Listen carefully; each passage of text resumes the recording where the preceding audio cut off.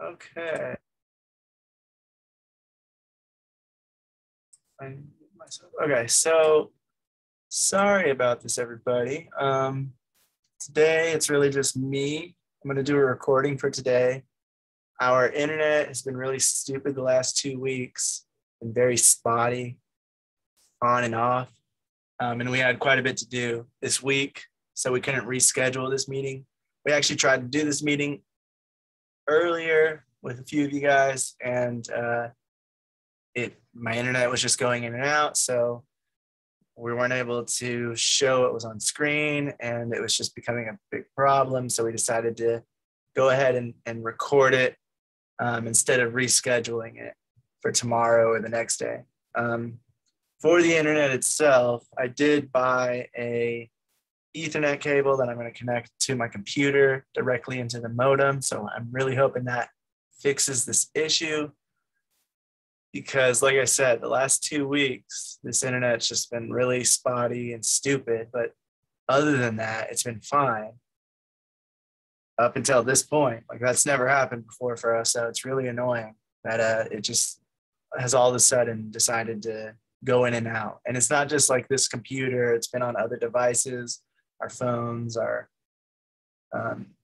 Xbox, things like that. They keep going in and out of the internet because for some reason, whatever happened, we still have the same modem, we still have the same setup, but for whatever reason, the last 2 weeks, it's just started to be crappier for some reason. So we're going to try to figure this out, hopefully, and the rest of the meetings hopefully will be fine, and everybody can come in if they're able to, and we'll still do the recordings, of course, for the rest.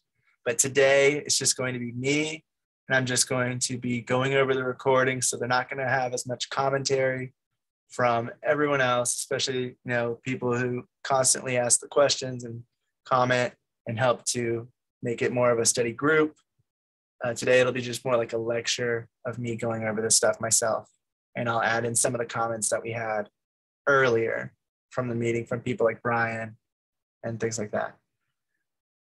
One thing I wanted to say is also, I just figured out this little bar. I can actually grab it and pull it around and move it on my computer, which I thought was kind of funny because I always have it. It used to be like right up here, right in the way of all of the tabs. And I'd have to like wait for it to get out of the way like that before I could go to it and click on the tabs. And I just found out today that I was able to actually move it around. So that was kind of funny that I've been doing it all this time and I haven't figured that out until today. But that's going to be nice. Now it's not going to be in the way of the tabs. All right. So anyway, today we are going to talk about editing different genres, computers, what to look for, and things and other hardware for editing, like computer post-production type stuff. For editing different genres, I mean, there's a few things that you can do specifically for each genre. We've gone over it more generically this semester about editing with different techniques and styles, but sometimes in certain genres, like when you're editing action or drama, you might do something different than you would do for a horror or a comedy. So here's a few techniques you can use in your edits to kind of go more in place with your genre that you are editing in. First one is action. With an action is specifically like fighting scenes and things like that, things that are very kinetic, fast, and obviously the characters aren't really coming into contact with each other most of the time. Most of the time you have the actors punching at each other and it's framed in a way to make it look like they're punching them when in reality they're a few feet apart. So if you ever see like a master shot of a behind the scenes of a fight on a movie, even Hollywood movies, a lot of the times you'll see that they're not actually coming into contact. And if they are, they're usually stunt people or actors who have trained to do their own stunts. Otherwise, typically speaking, they don't come into contact with each other because it's a safety issue. If they accidentally punch each other in the face or break somebody's nose or something like that, obviously that would put back production by a day, 2 days, 5 days, a month, however long, depending on what the injury would have been. So So because of this, there's ways to edit around things. Sometimes you might have an edit that isn't that good. You might have had, like, not an edit, you'd have the footage that's not that good, and you'd have to kind of edit around it to make it work properly. Other things are just in the edit room where you can help speed up the fight because it might be a little bit too slow or look too unrealistic to get the distance between the two characters. So you kind of just help develop that spatial awareness and that speed so that it's more kinetic. There's more kinetic energy and it's just a little faster and more fluid. One of the ways you can do, one of the things that people say to do with an action or a fight scene, action scene or a fight scene, is you can take a frame out. So like if you have 24 frames per second, you can take the frame out whenever they have an impact. If there's a punch and somebody's hitting somebody's chest, right when they hit that chest, right when there's that impact, some editors will cut that frame out, and that will make it have a little tiny jump in time, which you don't really notice unless you really pay close attention. But what it does is it kind of gives it a little bit more of a jolt. You know, a jump in time, it's very slight, it's very small. It's only one frame or two frames sometimes, or maybe even more, but it's usually not that much to where you'll notice unless you're going in frame by frame looking at the film. But what it does in live action when you're watching it back to back is it just adds that little jolt, a little movement. You know, there's a little tiny space in time that you cut out so it doesn't exist. So it just makes it a little jerkier and have a little bit more of an energy, so the impact feels a little more real or feels a little more strong than it would if it was just going to be played back in real time with all the frames. So one thing that people do is take out a frame on impact. Maybe not every single time, but on the big ones or on the important impacts where it's like a big kick, a big hit, an important spot, taking out 1 or 2 frames, leaving just a tiny little gap that's not really noticeable unless you pay attention, can help to make it seem more impactful for those hits. Another thing in action movies, especially action, I guess horror too, for the most part, action and horror, sound design is used to enhance and sell the impacts and hits. You know, in horror, we'll get into in a minute where its sound design comes into play a lot with how it works as well. But in action films, whenever they're fighting, sound design is used to really sell it, really enhance it and make it seem like it's actually happening. Because again, they're not really hitting each other. There's no real impact. They're actually usually, you know, a few feet away from each other, or, you know, at least arm distance where they're not actually going to hit the person's face and the person just fake reacts to that hit because they're not actually getting punched. And so using sound design to give that impact hit, you know, the sound of the flesh, the sound of the cloth being hit, the flesh, sometimes bones breaking or crunching if it's a really strong kick hit or something like that, then all those sounds mixed together will really give that impact where you can hear it and it sounds, it sounds over the top compared to what you would hear in real life. If you actually had 2 people fighting in real life and you went outside, maybe you're outside of a bar and you see 2 people fighting, they're fist fighting and punching each other in the face and the jaw, you're not going to hear all these big there's not actually that much noise going on, at least not for like somebody on the outside. Maybe the person that's getting hit, you know, they'll rattle their eardrums, they'll hear the sound, they'll feel the impact more. But if you're not the person getting hit, then those sound effects are over the top on purpose, and it's just to sell it and make it more interesting and make it seem like it's happening. Brian Booker also added that they overdo, you know, sound effects of guns and things like that. Like he's used an actual gun and they don't sound like they do in the movies. There's not as much like it's some sounds, you know, there's a lot quieter and there's not as many as they do when they're using a gun, especially when they're just moving it around and it's making noise like metal. When they're just grabbing the gun and moving it from side to side, it doesn't really make that much noise. So adding all those sound effects into a film, though, will just enhance it and make it seem like it's actually happening. And so that's not really the picture editor's job, but sometimes you might want to add in a few like placeholder sound effects to get the feel of what this is going to be like, so that you can make sure you're editing the picture correctly to make it seem interesting still when sound effects get added in. And then when the sound mixer will come in and do their mix, they can, or the Foley artist will do their sound effects or whatever, however many people you have on sound department, they'll enhance it and make it a lot better and use yours maybe as a reference point, or just start their own from scratch. But you'll at least get an idea of how the scene will play out with sounds in it.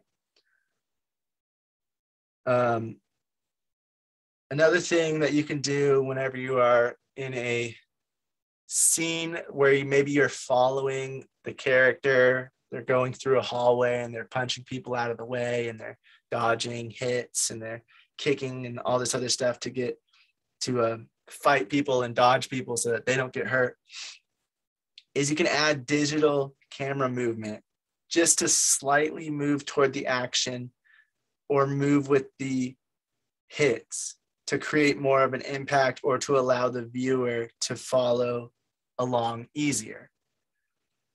So adding like a digital, like whenever a person's getting ready to punch somebody else, if you just add a little tiny bit of a digital movement where you kind of pan over to where the fist is punching the person at, it will help the viewer to pay attention to the areas that are getting hit, you know, especially in a multiple fighter scenario where there's somebody behind them. Our main character, there's somebody behind them, there's somebody in front of them, there's somebody to the side of them.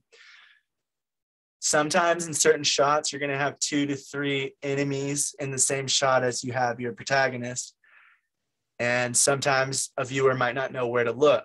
So having those little tiny digital movements showing whenever like somebody's moving towards the character and they're getting ready to take their hit, just having a slight pan or a slight tilt over to indicate that people should pay attention to that side of the screen or that part of the frame will really help people to stay oriented in your scene and pay attention to what the important part is that is happening, which are the hits and the fighting parts and like who's going to hit next and what to pay attention to in this fight.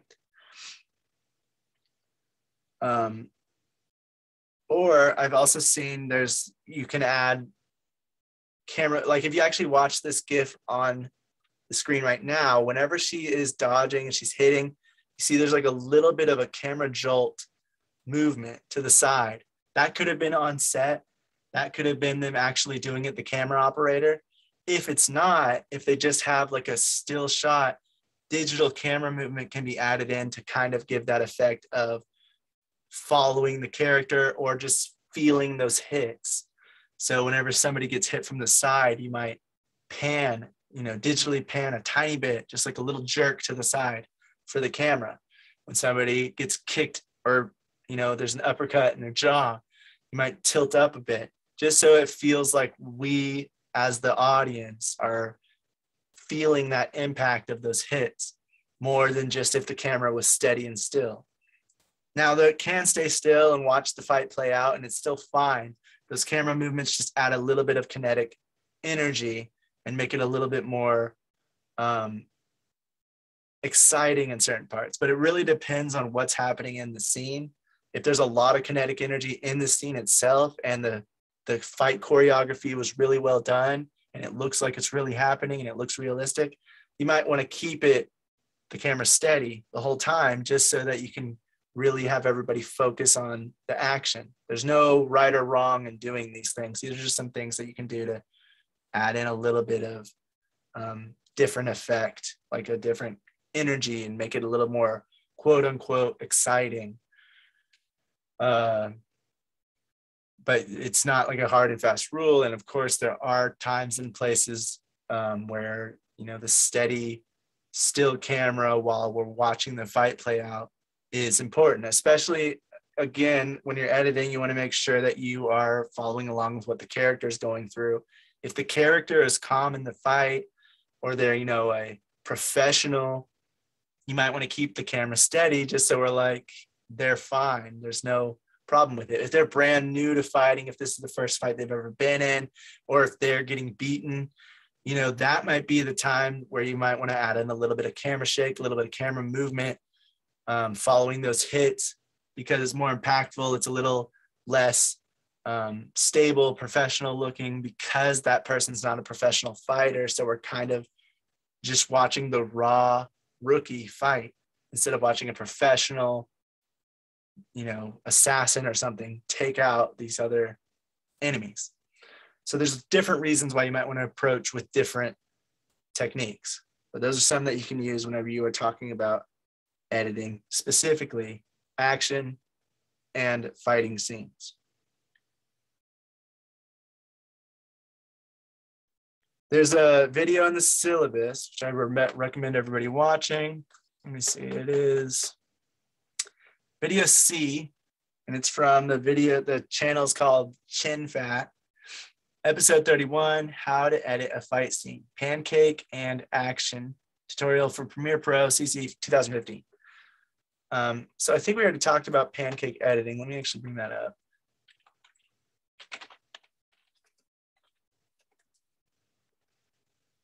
Pancake editing is when you have two different timelines, one for all your footage, where you grab pieces of footage that you like the best as the editor, and you put it into a different track, or you just have all your, they're called selects, your favorite parts, the ones that you make an in and out point, and you say this clip is good from this whole piece of footage, this one's good. Actually, this one on screen, it says B-roll select. So for this pancake edit, this guy is using, or this girl, I think it's a guy, is using their top timeline to do B-roll select. So it's all the B-roll footage. They're the best B-roll that they picked out from all the B-roll that they watched. They selected all their best ones and put it into this timeline. And then they have like the edit on the bottom. And anytime they might need B-roll put in or inserted, they can go into their top menu, kind of just scroll through, see all the footage play out, and see which piece of footage they might want. So doing a pancake edit really helps speed up processes when you have a lot of footage to go over and you just want to kind of very quickly speed through your footage, scrub through it to check out what is in that footage and what piece you might be looking for.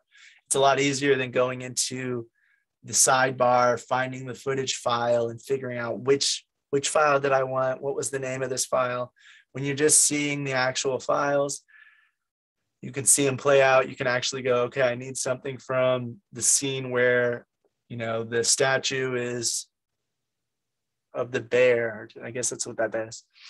And so you can just scrub through all your footage, find it really quickly and go, here it is. And this is the piece I want to use, and take it and bring it down into your actual editing timeline, which would be on the bottom or on the top, depending on how you want to work. But most people will put all the footage and the B-rolls and all their selects into the top timeline, and then they'll edit their real rough cut or assembly cut on the bottom timeline. But that's what pancake editing is. So if you ever hear that, it just means they have two different timelines. So they have one with either all their footage or all their selects, which is their favorite pieces of footage out of everything they've watched. And then they have the bottom one, which is all of the actual edit in whatever order they want to do it in, with their best favorite parts on the bottom to quickly scrub through. All right, so from this guy, the Chin Fat channel, video C in the syllabus, he says some people make mistakes. Some mistakes people make when they're editing action specifically, is random cutaways. So cutting away randomly to whatever else when it doesn't really make sense for the story or the fight in itself. Repetitive close-ups. So not showing the whole scene or the whole room, but just kind of going back and forth between close-ups of the two characters' faces, or maybe it's like a medium close-up or something like that, or just close-up from their fist to their face to their part of the body that's getting hit, and going back and forth between those different close-ups. Blurry footage, which is actually used in the edit when they should take it out if they can, because the blurry footage will give away that it looks amateur, and you definitely don't want that. Cutting too quickly, that's whenever you see those rapid cuts where you can't really follow along with what's happening. That's one of my pet peeves when it comes to action movies. Sometimes is they just do so many cuts that it's hard to even pay attention to who's fighting, who, where they are, especially if they're wearing similar clothing, or they're both like a professional assassin or something like that, and they just cut, and you can't really pay attention to what's happening because there's so many different cuts happening that it gets ridiculous. Actually, I never saw this movie, but I had seen the first one, Taken, the series. Taken 3 is what was it? It was the Fence. Taken 3 actually gets a bad rap because of this one scene where they did like 14 different cuts just to get the guy over the fence. Yeah. Taken 3 took 14 cuts in 6 seconds to get him over the fence. So I'm going to play that really quick if it will open. Well, never mind. I thought, but you guys can check that out if you want. It'll, you guys can see, like, it's too many cuts. There's just too many. You can't really keep track. It's going all around Liam Neeson. And so, like, it's going beyond 180-degree rule, which, it's not really that important for one person, but it is disorienting. And if you check it out online, you can kind of see you can check it out on YouTube or something, and you can see why everyone doesn't really like that scene. It's just too many cuts and too quick of a time for something that's not even needed. It's unnecessary because it's just someone climbing a fence. And so it's just like that could have been done in 3 takes, 4 takes. It didn't need to be 13 or 14 or whatever. But yeah, so cutting too quickly can get disorienting for your audience, and they can't really keep up. The more you cut, the harder it is to pay attention to what is going on. And then loss of continuity is another one he says is a mistake that people will make when editing, is when editing action scenes and fight scenes. The loss of continuity, spatial awareness, where the characters are, if,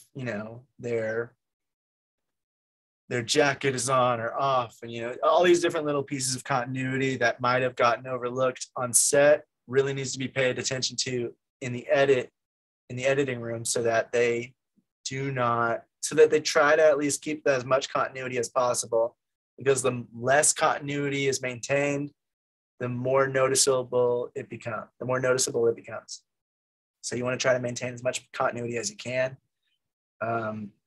And, the editor is watching the whole frame, they're watching the whole scene, so they really need to pay attention and see, do these things work? Do I have other footage that is better suited to keep this continuity maintained? And is it more, does it have the same impact, the same emotion as the footage I'm using now that breaks that continuity? Something to think about whenever you are editing action. He admits a lot of these are to try to cover up poor choreography, so poor fighting choreography. If it doesn't look real, if the characters are too far apart, but also the framing wasn't done well, the composition wasn't done well, camera movement wasn't done well to really sell those effects and make it seem like the characters are hitting each other when really they're a few feet apart. It's actually kind of obvious that they're a few feet apart because of how the fight choreography was done. and it just wasn't done very well. Or it's just a lack of footage. Sometimes the people on set will shoot something and they'll shoot a fighting scene, but they just won't shoot enough coverage. They won't have enough angles. They won't have enough stuff going on in between, or enough B-roll or cutaways that actually makes sense for the story.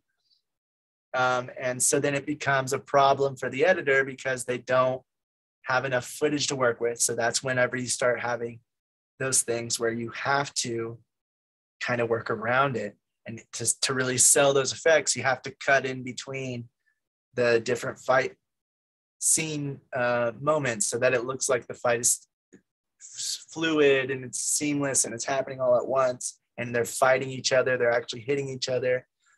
So if you get bad footage, if you get bad footage that just doesn't look realistic at all, and you just have a lack of footage, you don't have enough reaction shots or just different angles, then it makes the editing for action movies and specifically fight scenes a lot harder to get right. He says, if you run into these, here's what he suggests. First of all, watch all of the footage and take notes if necessary for what works, what doesn't work. Obviously, as an editor, this is any genre, I would say.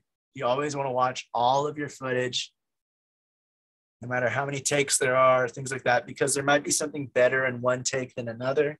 Even if the take as a whole might not work, you might be able to take pieces of it to splice in to other parts. And that's where you start making your selects. If you're doing pancake editing like on screen, you have all your footage, and then you can start selecting the pieces of those different clips that work, and then you can kick out all the rest of the stuff that doesn't work. So that way you just have a huge timeline of all the stuff that might be able to work for your footage. And if you need to change something, you just grab the next piece. But to do that, you have to watch through all the footage and see if it does indeed work, and what does work and what doesn't. So he says, do that first, because maybe you do have the footage, you just think you don't. And if you do have the footage, then you can just add in extra bits of different angles or different clips to make it flow a little better, to make it have a little less quick cuts. Maybe you can hold on to a shot longer because it was shot from a different angle and it's longer and it works. So watch through all your footage, make sure you got enough. Make sure you've done that. And if you have done that and it still doesn't, then one of the things he suggests is try using over-the-shoulder shots for more fake-looking stuff. So if you have something that does look very fake, very badly done, it doesn't look like the person's kicking or punching them. If you have an over-the-shoulder angle, use that because then there's stuff in the way, somebody's shoulder's in the way of part of the framing, so that helps to sell that the distance between them might be a little closer. And if they used a longer focal length for the lens, it'll make the foreground and background a little more compressed, which would make the characters appear closer. Now, again, this falls down to, did they shoot it like that or not? So obviously, if you don't have that footage, then you just have to edit with what you have. But check and see. Maybe you do have a piece of footage that's behind somebody's shoulder, and it's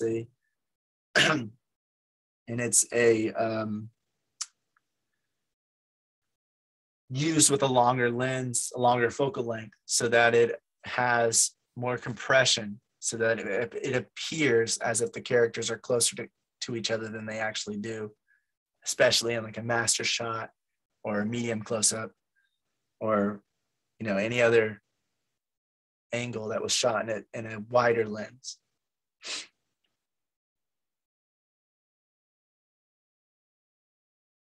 He says that when you are editing for an action scene, the first thing you want to do is edit to a master shot. Even if the master shot doesn't look good, place it over your timeline. This is his suggestion anyway. Place it over your timeline, the master shot, so that you have an easily followable scene. You can see everything play out, all the punches, all the hits. And then you can get your medium shots and your close-ups and start placing them over the top of your master shot, I mean, because your master shot should be the entire scene, the entire fight from beginning to end, or, you know, a combination of a few different master shots to make up the whole beginning to end scene. If you have that, then you can piece it together, and you're not going to accidentally leave anything out. And that's why he says to start with that, and then get your medium shots and your close-ups that look better, that work better for your scene, and start placing them over the top of the master shot. So that way you can not leave anything out, and it helps with continuity and things like that. If the footage is good, there should be long takes. Digital camera moves, frame dropping, or speed ramping, it really depends. Oh, sorry. If the footage is good, should there be long takes? Or should there be digital camera moves? Should there be frame dropping, or should you speed ramp? If given the choice and you can do any of the above, which should you do? It really depends on what kind of emotion you're going for. You know, quick cuts can be really good when they're done well. Long takes as well, if the scene is realistic enough. There's a place for both of them, and you have either option available to you. Again, like I said earlier, it should come down to the character and the story. Do you want to be seeing the world? Do you want the audience to be seeing the world as an omniscient observer? So we're just kind of viewing the fight. Unlike this on screen, this is more as if we are feeling those hits. We're feeling those punches every time there's an impact. The camera does a little jolt. That's more like we are with the character. We're feeling those hits. We're feeling those blocks. An omniscient observer is more like somebody who's off to the side and they're just watching somebody else fight. So that would be where the camera's stable and we're just kind of watching from the outside looking in, and we're not feeling those hits. We're not inside that character's head. So if you want to feel like we're feeling like the character, what do the character feel like? Are they calm? Again, that would be like that assassin example I gave earlier. Like a professional assassin fighting somebody might not be as freaked out. You know, they're used to it. They're more professional with it. So their movement is fluid. They are more calm about it, possibly because they've done it before, compared to somebody who's brand new fighting. They might be freaking out. So you might want to, if you're trying to put us inside that character's head, you might have the camera shake a bit with some digital camera movement, and then use some of those other things for speed ramping and things to kind of jolt time around and make it kind of confusing because that person's just not used to this stuff.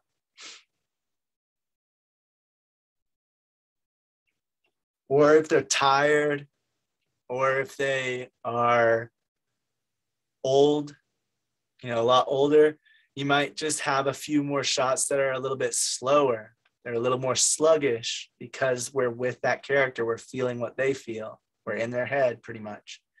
And so it really depends on what you want to do with the viewing experience. And that's where the editor can really decide a lot of those things, because with digital camera movement, you can kind of take control of being as if you were on set with the camera.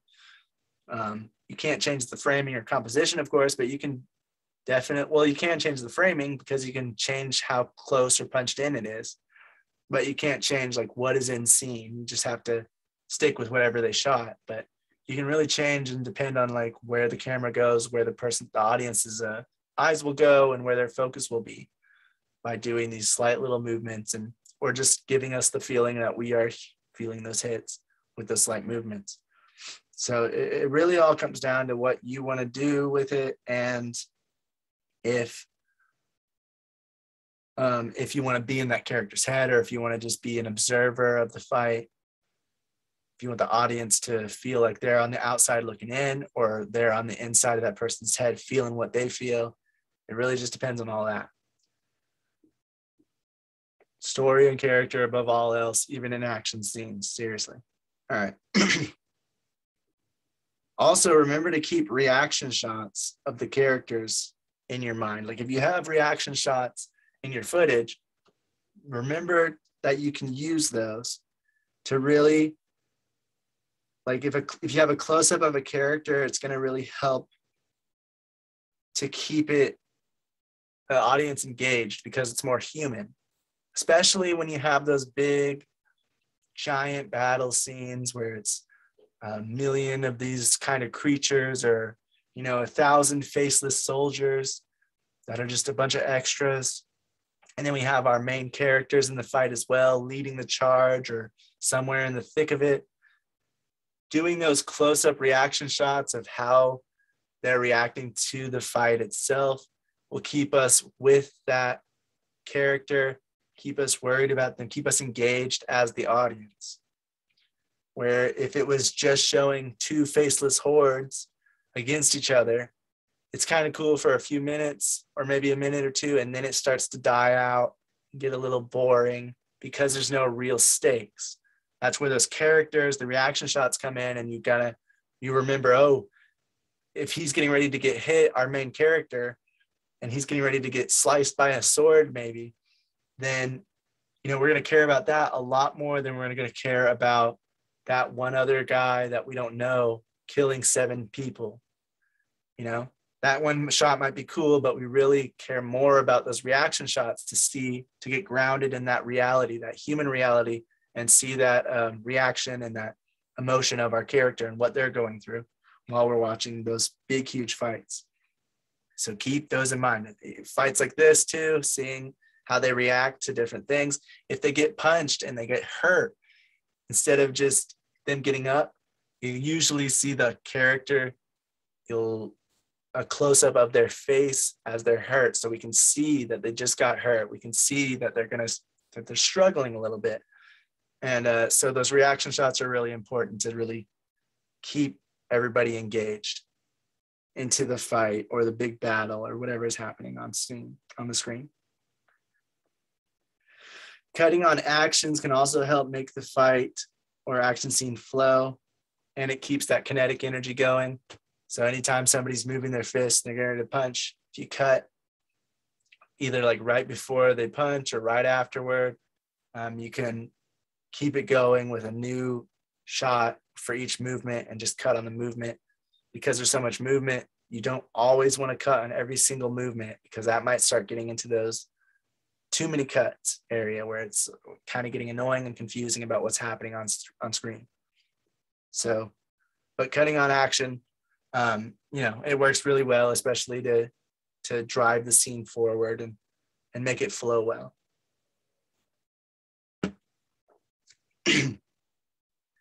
You also want to make sure that you're establishing and maintaining the space and geography of the scene so that people know how far away the characters are from each other, first of all. They can also know if there's any obstacles in the way, what that space looks like. So showing like a master shot early on can help get the spatial awareness out of the way. Now, certain films, you might not want to do this, of course. You might want to keep the audience confused and make them not know where you are.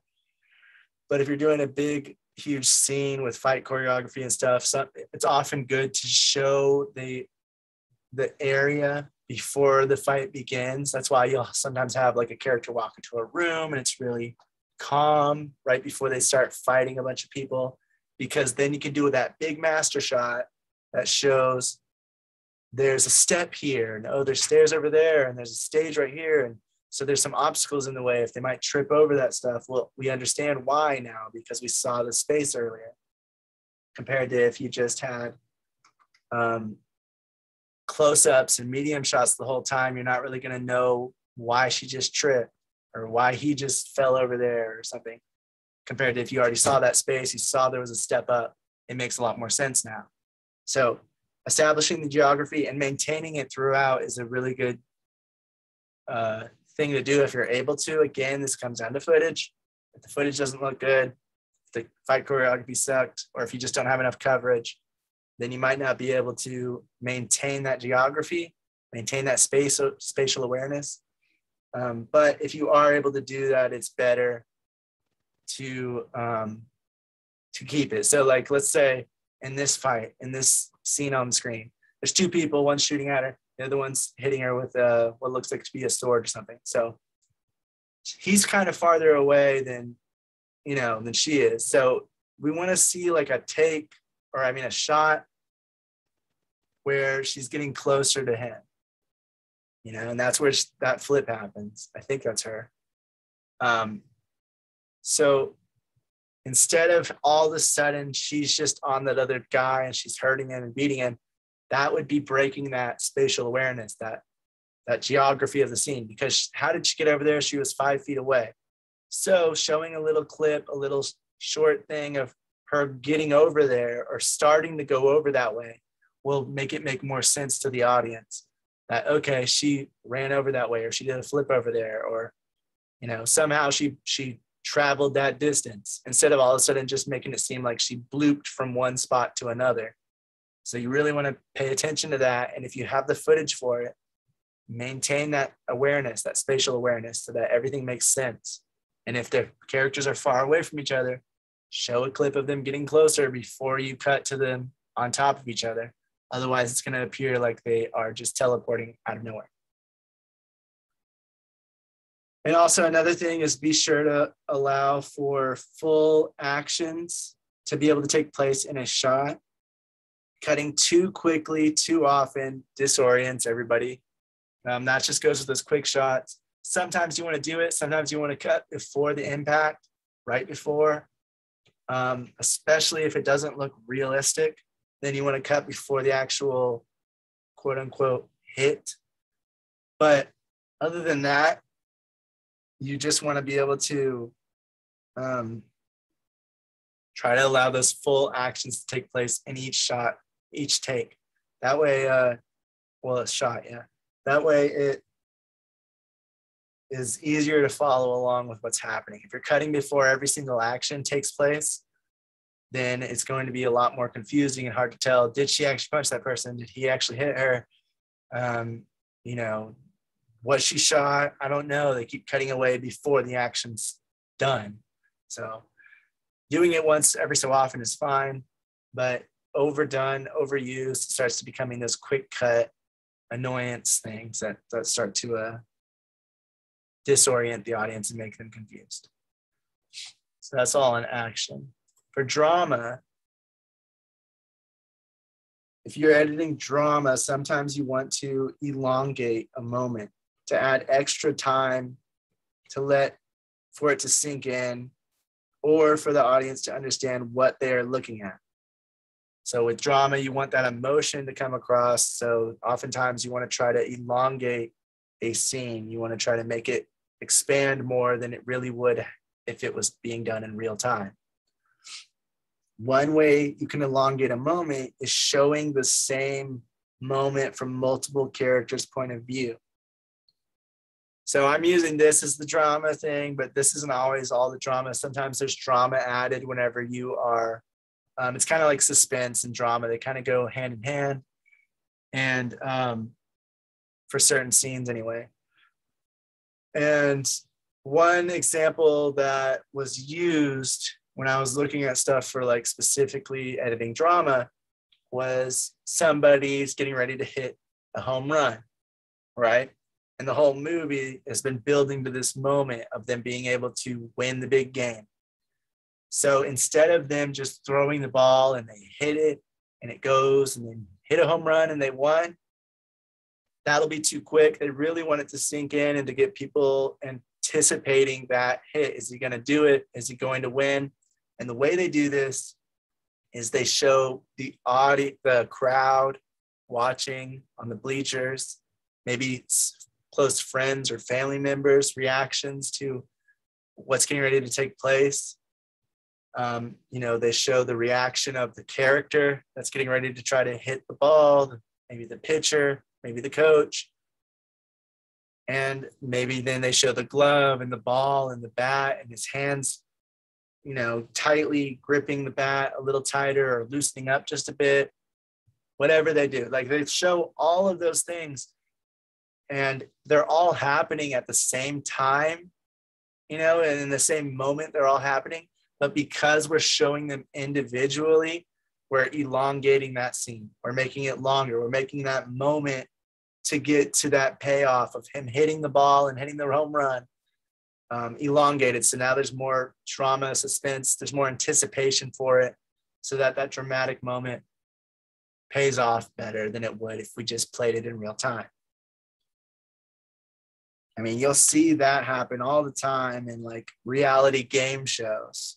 You know, the person's getting ready to be told that they won or they lost, or, you know, maybe there's two contestants and they're getting ready to be told who won. Instead of just telling them, yep, you won or you lost, they go to the host, the contestant, they go to the friends or family members, they go to the audience members, and then they usually also cut to commercial, of course. So you also like that a lot. You want to also, whenever you're doing something like that, when you're elongating a scene, when you're adding like extra reactions in there and B-roll of different extras or just different little things of like, you know, like I said with the baseball thing, the ball or the bat, or just the person gripping it a little harder, or the usher doing what, you know, signaling the pitcher for what kind of pitch to do. You want to be sure to pay extra attention to how important the moment is. The reason why that baseball thing might work out better than the game show with how elongated it is, how many different shots it is, where you're like, just get it on, is because the game show thing might not be as important, especially when it's done. And you'll see this if you've ever watched reality game shows. They do it for almost every question. So like, if it was just the last one, depending on if they won the whole show or not, that's one thing, you know, and that's okay to have it a little bit longer. But since they did it so often before, where every single answer they gave has this huge, is he right? Did they lose? Did they win? It loses its meaning, it loses its hold, and it gets annoying. And especially because, you know, they go to commercial, which was also a big, huge thing, which is really annoying. But because the baseball thing, is the movie's been building up to it maybe the whole time, and that's that moment that's going to really define if he won or lost. That is a more important moment. So we are more, as an audience, we are more willing to allow that to drag on. But you have to pick your moments. You know, you don't want it to be all the time, especially for moments that aren't important and don't need as much elongation.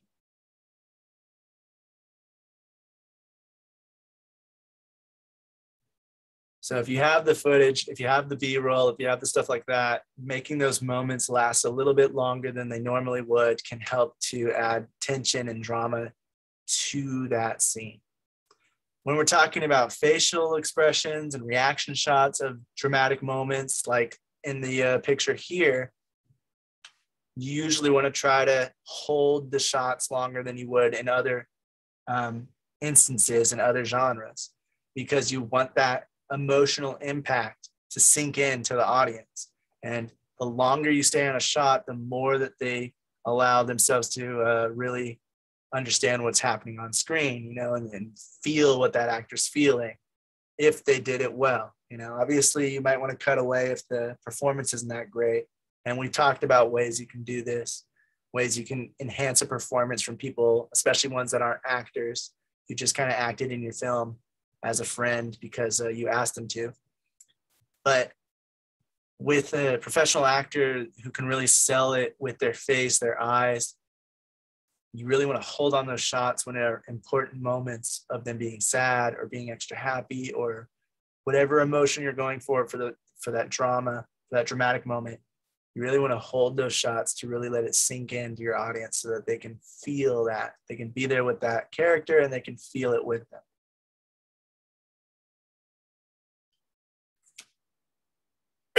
Excuse me. All right, moving on from that. I went ahead and did Derek Zoolander for this one, but it's comedy. So this comes from JLR Films, letter G in the syllabus. Hinges, episode 5, how to edit comedy.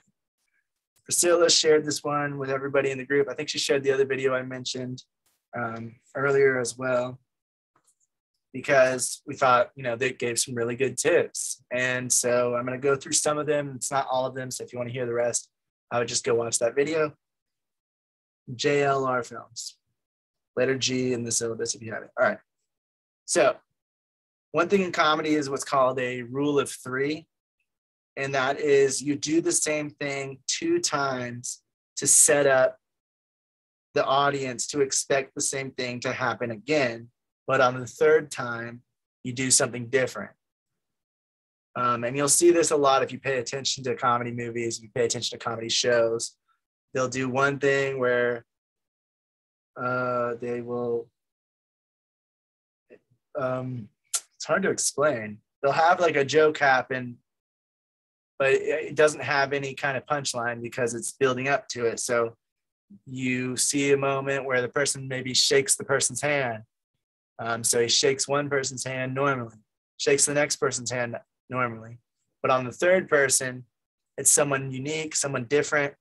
And so they fist bump him or they slap his hand because they're not expecting him to come in for a handshake. And so the audience was expecting there to be another handshake, but instead it's a fist bump or a slap, something like that. So that's called the rule of 3. If it's done well, it can be pretty funny. But because it's used often, sometimes it can also be expected. So what some movies will do is they'll like change it and do the surprising part on the 2nd thing. This is coming from me, not from JLR Films. So they'll do they'll change it instead of doing the 2 the same and then the 3rd change it. They'll do 3 or 4 the same and then the 4th or the 5th moment will be different because the audience is just expecting it on that 3rd one. Just because, it's a common trope now because so many people watch movies and so many people make them and they're doing the same type of comedy setup. But the rule of 3 is still used very often to drive a joke, try to land one anyway. They say to pick your punchline and be sure to build to it in the scene. Don't linger in the scene after the punchline or it'll start to fizzle out the humor. Sometimes certain comedy writers, certain directors will have a scene that has maybe 2, 3, 4 punchlines in the same scene. But oftentimes those scenes are not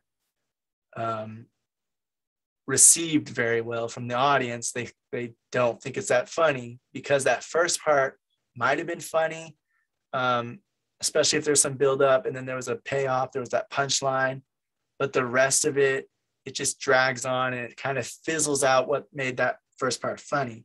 So what she recommends doing is picking the punchline that you're going to go with as the editor. If there are multiple punchlines in the scene, pick one, build up to it, and then cut away from that scene after the punchline is done. You can linger for a tiny bit, but lingering too long will start to fizzle out the humor and make it less funny.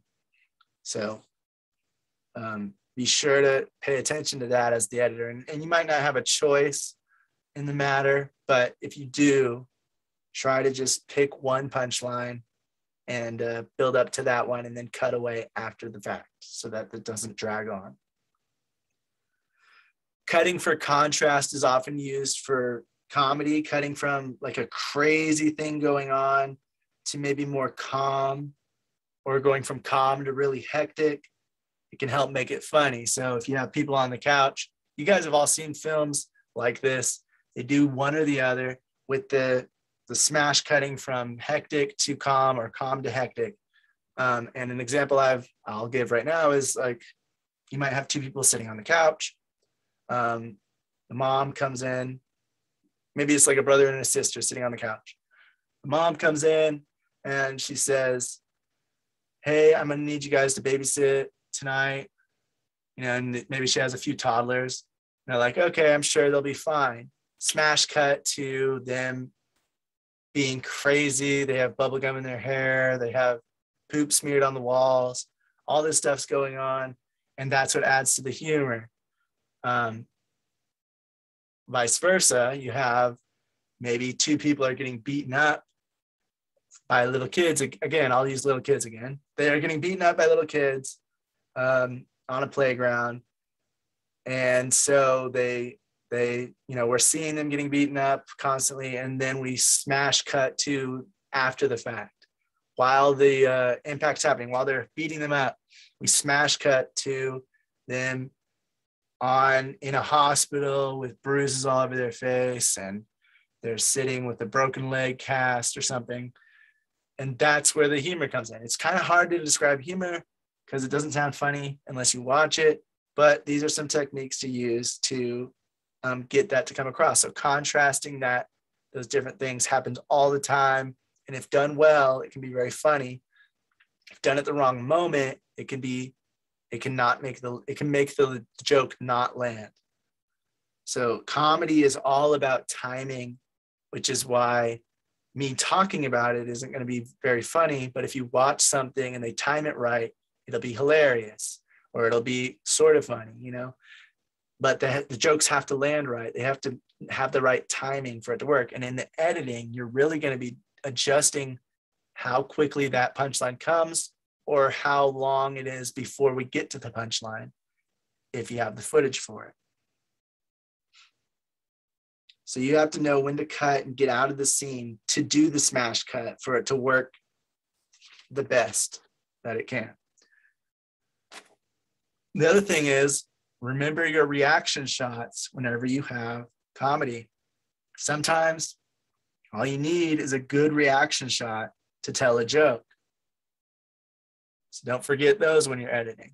Sometimes a simple reaction shot to something somebody said. If somebody said something stupid and the other character's looking at them just like with a serious face, or just, looking at them as if they're an idiot, that can be really funny just in its own self, just from having it show the reaction of it. So reaction shots are used a lot in comedy editing. And they really help to sell a joke when it wouldn't be funny otherwise. We're laughing at the reaction the person's having, not really what the other person said. So that's often used a lot. It's also, when it comes to comedy, of course, I said it's about the timing. It's also about the length of the shots, how long the buildup is to get to the punchline and the joke, how quickly to cut away or insert reaction shots, and more. It's a lot about that. Editors with comedy can elongate moments or cut down the fat to keep it tighter, to keep it quicker to the punchline, like I was saying. Even just a few frames dropped or added can make a joke land or not. So it's all about the timing. And that's where the editor for comedy has to come in and really know what they're doing to be able to see when it's going to work and when it's not. If you do happen to be editing comedy, one thing that can happen is after weeks or months of editing comedy, you may start to like jokes just because you know what's coming. So you think it's funny. Now, maybe in the beginning you didn't, but now you're starting to think it's funny. And others that you liked at first don't have the same impact because you've heard it so much. So be sure to have other people view your edit to gauge the reactions of what's working and what's not. Because if you've been doing it for a long time, those jokes might become unfunny to you just because you keep hearing it. Or the joke might start to seem funny just because you know the punchline's coming. That doesn't mean it's set up properly. And that doesn't mean that it stopped being funny for other people who are seeing it for the first time. So you really want to gauge other people's reactions, see when they laugh, when they don't, when they cringe, and that way you can kind of have an idea of what you need to do to keep going and make it better, and what's working and what's not. So that's the difference in comedy editing compared to the rest. I would say comedy editing is probably the most different from the rest of the different genres, just because it's all about getting those moments right. Landing jokes is really hard, and it's really hard to do. So if you time it right, you'll get a bunch of laughs. If you time it incorrectly, you can make something that would have been funny, unfunny.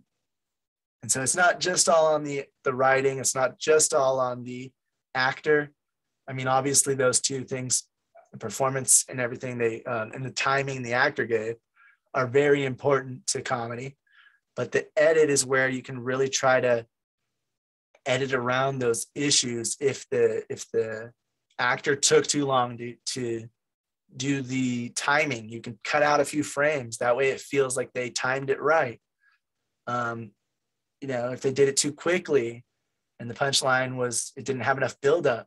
If you have enough footage, if you have B-roll and things like that, you can kind of elongate those moments a bit to spread out the beginning of the joke to when it pays off with the punchline.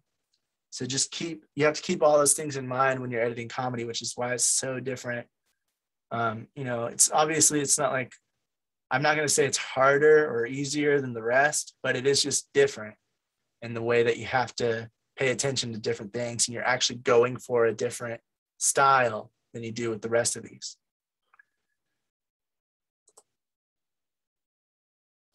Next, we have horror. Horror uses a lot of cross-cutting between what feels like a safe moment and seeing the actual monster. And that's a great way to build suspense in horror, as we're not really sure where the monster will be next. We cut to the monster, we cut to the person, not unaware of the monster maybe, or the killer. And so maybe they're on a pool, maybe they're at a pool, they're on a floaty, they're just laying back and they're relaxing. But we see a guy with a knife coming through the yard, and then we cut back to them at the pool. They still don't notice. They heard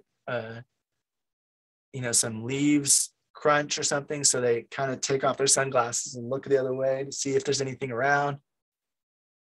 Nobody's there. So then we cut back to them just putting their sunglasses back on, and then we cut back to the monster or the killer coming closer, and we're really building that tension, that horror for when's it's going to happen, when's it not. She gets up, she looks over again, or he looks up and looks over again. Monster's not there. This time it's behind them and it attacks. So there's the horror jump. That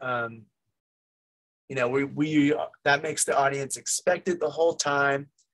There's suspense there because they're waiting for it to happen. They know it's coming, and they know that they just don't know when or where it's going to come from, but they know that there's something there. So it's kind of letting the audience in on the fact that there's something getting ready to happen. Then there's using jump cuts, which can be a way to disorient the viewer and can convey confusion or the feeling of being lost. So if you do like jump cuts here, there, on the same character, you can make it seem like they're drugged, or like they are confused, or they don't know where they are, or there's something in their head, something speaking to them in their head and making them all jumbled up and weird. And so doing jump cuts can add that disorienting feeling to the audience as well. Timing is really a big, huge part of horror as well. Some horror, they have very quick cuts to keep the audience disoriented, like I said. Others, they hold longer on the shots than you'd suspect so that it builds suspense. Even if they're not cross-cutting between different things, if we just hold on a shot of somebody going into the fridge, grabbing a glass of milk and sitting back down at their island, their kitchen island, and then maybe they're typing on the computer, and we're like, okay, and then we're ready as the audience, we're ready to move on, but they stay on that shot. Then we start to get suspecting that there's getting ready to be something happening. Horror is often edited in a way where it's kind of going against what you would normally do in other genres, because we don't like sitting in that same area. We start to get bored maybe, but because it's horror, we start to feel like, oh, something's not right. Why are we sticking here? What's getting ready to happen? And we start to feel like there's going to be probably a jump scare, or something is just getting ready to happen. So we are now getting suspenseful. The movie is building suspense for us. That's what I mean. And then, of course, sound design and music have a huge role in horror, or even the lack of. If you take away the sound and the music, that can have a huge impact on horror as well. So it's not all the picture edit. No movie is, of course. I'm going to just, obviously no movie is. But with horror and specifically horror, the music can really help sell the unease feeling. And the sound maybe you hear something, but you don't see it. You hear the monster, but you don't see it. Or you hear the killer breathing, but we don't see him. Well, it's going to have that same effect of adding that suspense and making people on edge. And if they have the suspense, it can be like that SpongeBob effect where he's eating his own hand. You're gonna be on the edge of their seat, waiting for something to happen. And that's where you have like those fake outs where it feels like something's getting ready to happen, but then it ends up being nothing. And then all of a sudden the real scare happens. And that can be a really good way to set up a scare tactics scene as well, because somebody's already expecting, we're hearing the music, we're feeling that vibe. And so we feel like something's getting ready to jump out and attack. And then all of a sudden it's, oh, something just fell over, picture fell over. That's what that noise was. Phew. And then all of a sudden there's a hand from the side of the screen that grabs the person. And it's a little bit more of a jump scare because we weren't expecting it as much. So there's different techniques used like that in these different genres. That's pretty much all I've gone over so far. I mean, all I've really found specifically for each genre. There's a bunch of other editing techniques that go into it that we've already talked about previously in the semester.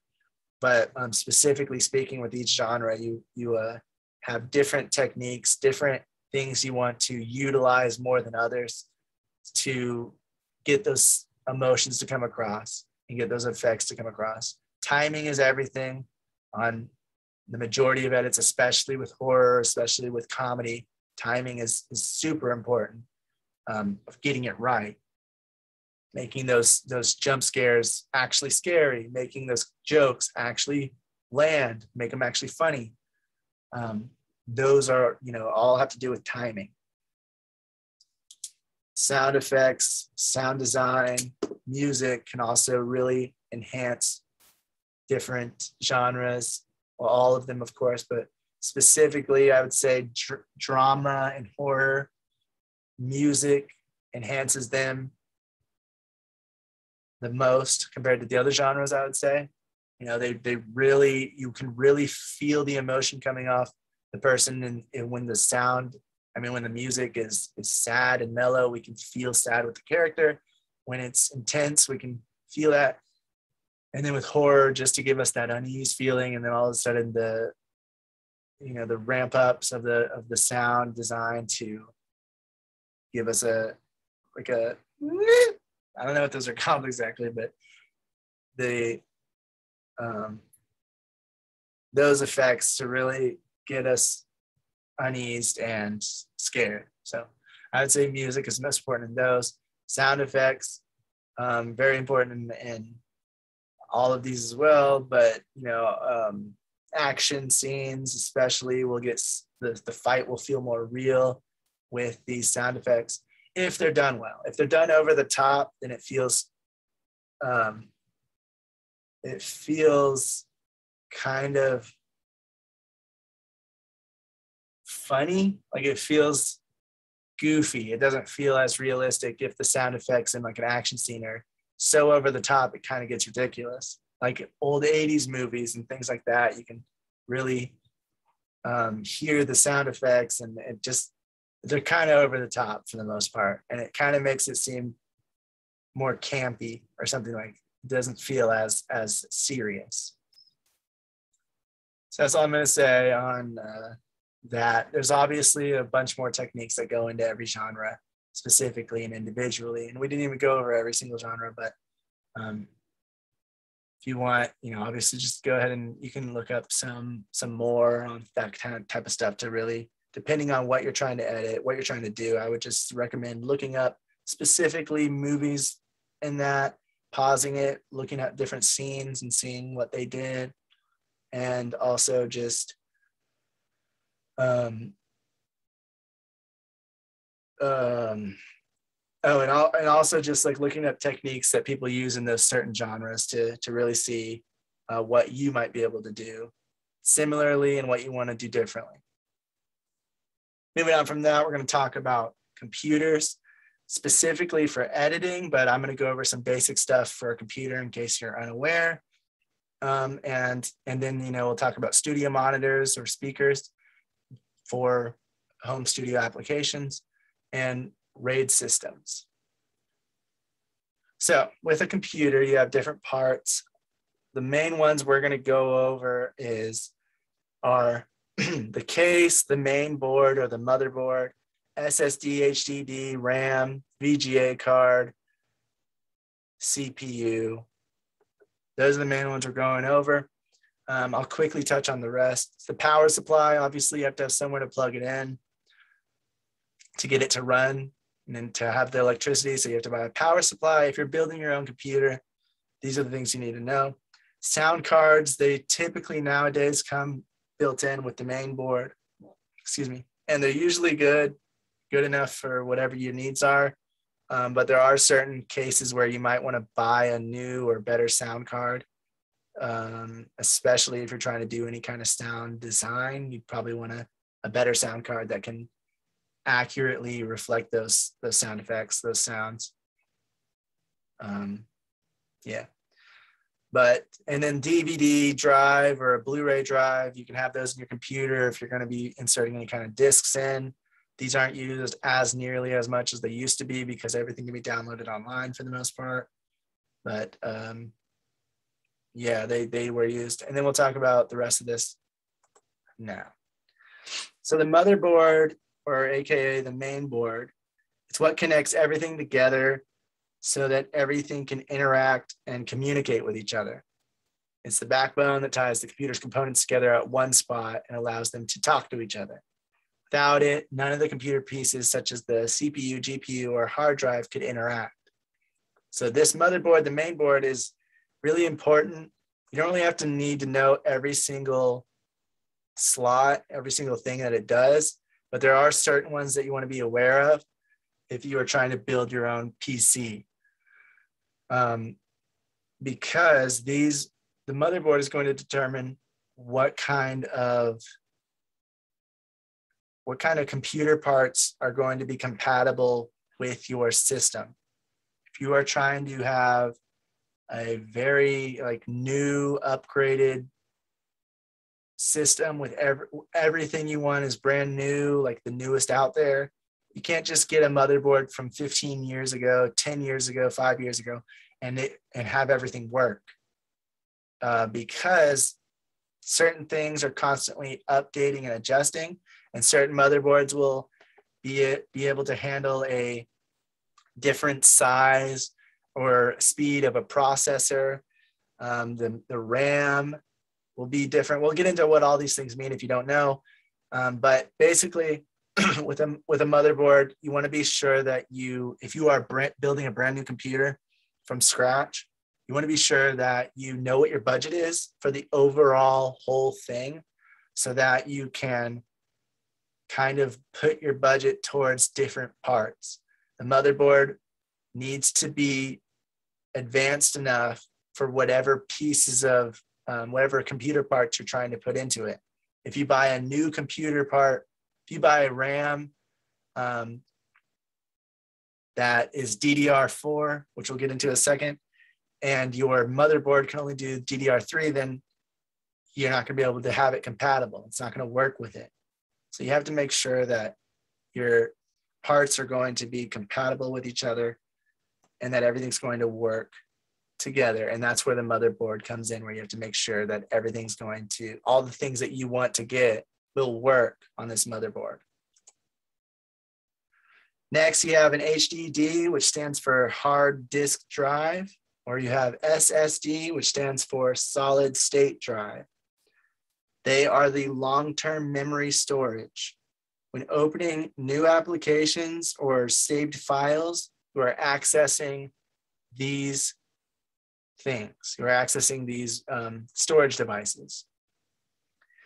I'll show this on screen. You can look at the SSD, you can look at it compared to the HDD. SSD is typically faster by quite a bit. As you can see, it's already loading up. This is loading up a game, but it's the same with other applications and things like that. SSDs will be faster to load it, to open it up, and to get you going and get launching stuff ready. Whereas HDD is a bit slower and can take a lot longer to do certain things on your computer. So with an HDD or an SSD, they are like a filing cabinet with all of the files stored in them. The larger the SSD or the HDD is, so basically the larger the cabinet, the more files you can hold in it. SSDs, like I said on this, you can see on this screen, they are faster due to the way they work, which I won't really get into. You know, it's not too important, but SSDs are a lot faster, but they are much more expensive than an HDD, which is the hard disk drive, for the same storage space. So an SSD will, you know, if you get a 256 gigabyte SSD, it's going to be a lot more expensive than a 256 gigabyte HDD. So you have to keep that in mind, but the SSD is very fast compared to the HDD. So right now we're only going over the basics. Then we're going to get into more like what to look for when trying to buy it for a for editing specifically and what to look for. SSDs are also a lot smaller than HDDs. HDDs, they're called hard disk drive because they actually have a disk that spins around to read the data, while SSD is solid and it's in a solid state. I mean, where it just kind of holds all the information. I don't know exactly how it works, but basically it's using flash memory to quickly load up the files and unload them. And whereas the HDD actually spins a disk. So HDDs are also known to fail more often than an SSD. That is also something to keep in mind, is that an HDD is, because it has moving parts, it's more likely that eventually those parts might break down and get interrupted, and you might lose some data, which we'll talk about RAID systems in a bit. After we're done with the rest of this, we'll talk about RAID systems, which is how you might be able to back up your data or keep it from having that problem. Moving on from those two things, which were the long-term memory, we're going on to RAM, which is random access memory. It's the short-term memory that keeps what you're currently working on ready to go. So it's like taking the files out of the cabinet, which would be taking them out of that SSD for a second. I mean, it's still there, but you're taking the papers out and you're opening them on the table, and you're keeping all the files out on the table so you can quickly look at them. If you were gonna spread out your papers on a table, you can look at 6, 9 at once, depending on how large your table is. Memory, the larger the RAM is, like the larger, the more gigabytes it is, the more it can have open at once, and it can process through that stuff faster. So it's basically, going back to my example, if we're talking about RAM as if it were that table, then with all the files on it, then the larger the RAM, the more paper you can have, the more papers you can have on that table to look over everything really quickly. Whereas on the filing cabinet, if you were going to go back and forth into the filing cabinet, which is like the SSD, the SSD or the HDD, then you would have to look through all the files to find what you're going for, and then pull it out, look at it, put it back in, and search again for the next thing. So RAM is really important when it comes to computers. It allows you to keep open multiple tabs. Right now I have the internet open, and I also have the syllabus open in Microsoft Word. It's using RAM to make sure it maintains where I'm at on this file, so that when I open it, if I go back here, it's still going to have all of my tabs open on my internet. And then if I go back to my Microsoft Word, it's still going to be in exactly the same spot it was. That's the RAM working. It allows you to keep applications open and memorizes what you're doing where. Whereas the SSD would just keep the actual application, the actual internet, and the actual Microsoft Word.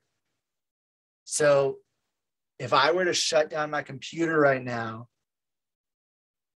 this would close, the internet would close, and I'd lose all my tabs because random access memory, or RAM, doesn't maintain, doesn't stay when you shut down the computer.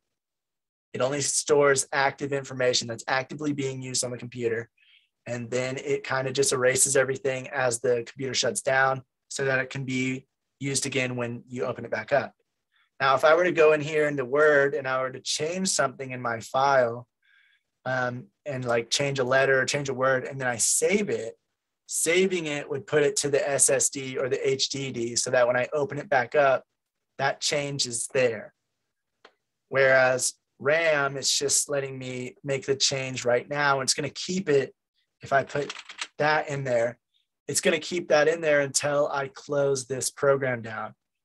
And then it's going to ask me if I want to save it or not to my actual long-term memory.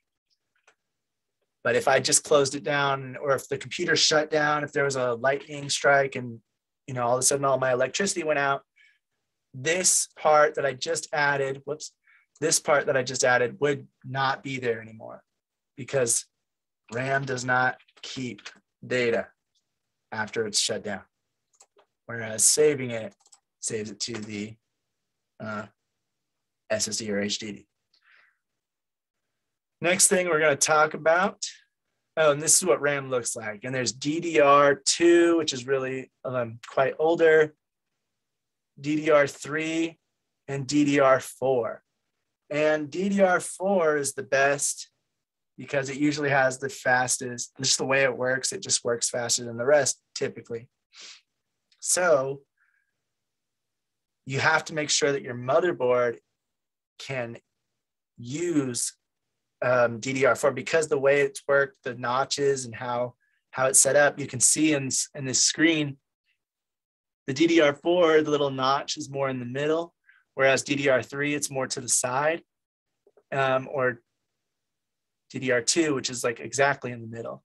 So depending on what kind of motherboard you have, it'll have these sockets that allow the RAM to be inserted in, which look like those little gold things right here. It says 4 memory slots right there. So your motherboard will determine what kind of RAM you have to get. And if you have a motherboard that only takes DDR4, even if DDR4 is more expensive, you're going to have to get that. Whereas DDR3, if your computer can do that, I mean, your motherboard has the inserts for that. You can't get DDR4 even if you have the money for it, even if you want it, unless you upgrade your motherboard to allow it to use DDR4 RAM. So that is why before you buy a computer, you have to think about all these different things and make sure it's all going to work together and be compatible. All right, moving on from that, we're talking about CPU, or central processing unit, otherwise known as the processor. It's basically the brains of the computer that performs tasks using all the math and arithmetic and etc. There are cores in a processor which allow them to do tasks. So if you get a single core processor, they're the oldest type of processor that are for computers, and they allow a computer to do one task at a time, which obviously, if you want to do multiple things, if you want to have multiple applications open, you want to have multiple tasks that you can do at once. So you want a multiple core processor. The more cores you have, the better your computer is at multitasking. The faster the processor, there's also what's called clock speed, which determines how fast that thing can go through these tasks, how fast it can process. So the faster the processor, the quicker it can switch between the tasks, and the quicker it can handle them.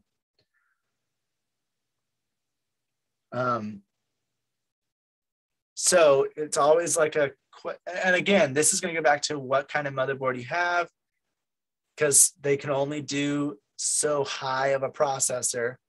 You know, some of them can't handle more than a certain speed. Some of them can't handle more than a certain amount of cores, like the cores in your processor. So you have to be sure that it's going to be compatible with your motherboard, and then buy whatever's in your budget and decide on either you're going for more cores and less speed, or you're going for more speed and less cores. And that's something you're going to have to determine when you're talking about editing, which we'll get into in just a second. The next thing, when a CPU is working, it's the thing that heats up the most in a computer because it's handling a lot of information. So that's why a computer will have a dedicated cooling system just for the CPU. And it can be a fan, which would be air on the left, or it can be something called liquid cooling on the right, which I actually have in my PC. Liquid cooling is a lot more expensive, but it is typically seen as better. And the way it works, I don't know exactly how it works, but basically it's using liquid on the inside, air to cool down that liquid, and then it's cooling down the processor with that. And they can typically do it, keep your processor a lot more cool than an air and then a fan can. But you know, it's not to say that all you can do is get a liquid one if you want. You have to decide what kind of processor you have, first of all. Some of them don't even need a liquid coolant, and air ones can mostly handle it. They just tend to get a little bit hotter, so it just depends on what you're trying to do. But liquid coolant starts to be a lot more expensive, so that's why you might not care to get it right away unless you feel like you might need it. Sorry. And the next thing you have is a video, it's called a VGA card, or a video graphics array. Basically, it's also known as a graphics card or a video card. And it helps to display graphics on a display device. It's important for editing, and we'll get into that in just a minute, but the basic is just that it helps with graphics, displaying on the screen, and handles some of the tasks and functions when the processor hands off those tasks to it. And it focuses specifically on 2D and 3D elements, graphics, displays. They look kind of like this. Some of them have their own fans as well. So they come with fans built into the device, so you don't have to buy it separately. Whereas a processor, you're going to have to buy the processor, and then you decide on what kind of cooling system to get. A graphics card will already have fans built in if it needs them.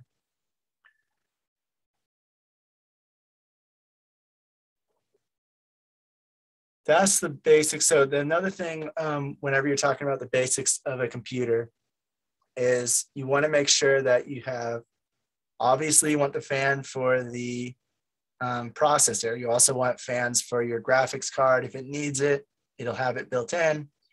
And then you want to have fans on your actual case. And you want to have some, like in this image, some that have for intake fans, which take air into the system, cool air from outside of the computer. And you usually want to put those on the front and the bottom of the system, of the case, so that they are sucking air, because heat rises. So you want to try getting the coldest air possible. And so you stay low and you stay in the front. And then it's going to pass through your system. And whenever your system's full, it's going to have stuff all over the place right here. And you want to have exhaust fans, which are pointed in the other direction to shoot air out of your system. So the first ones, you want the intake fans to shoot air, to pull air into the system from outside. And then you have exhaust fans, which take the air and shove it out of the system, pull it out. And that's going to take the hot air that's happening from all of the stuff in your system and shove it out. So then you constantly have a nice airflow going through your system. If you do not do this, your system is going to overheat and it could break.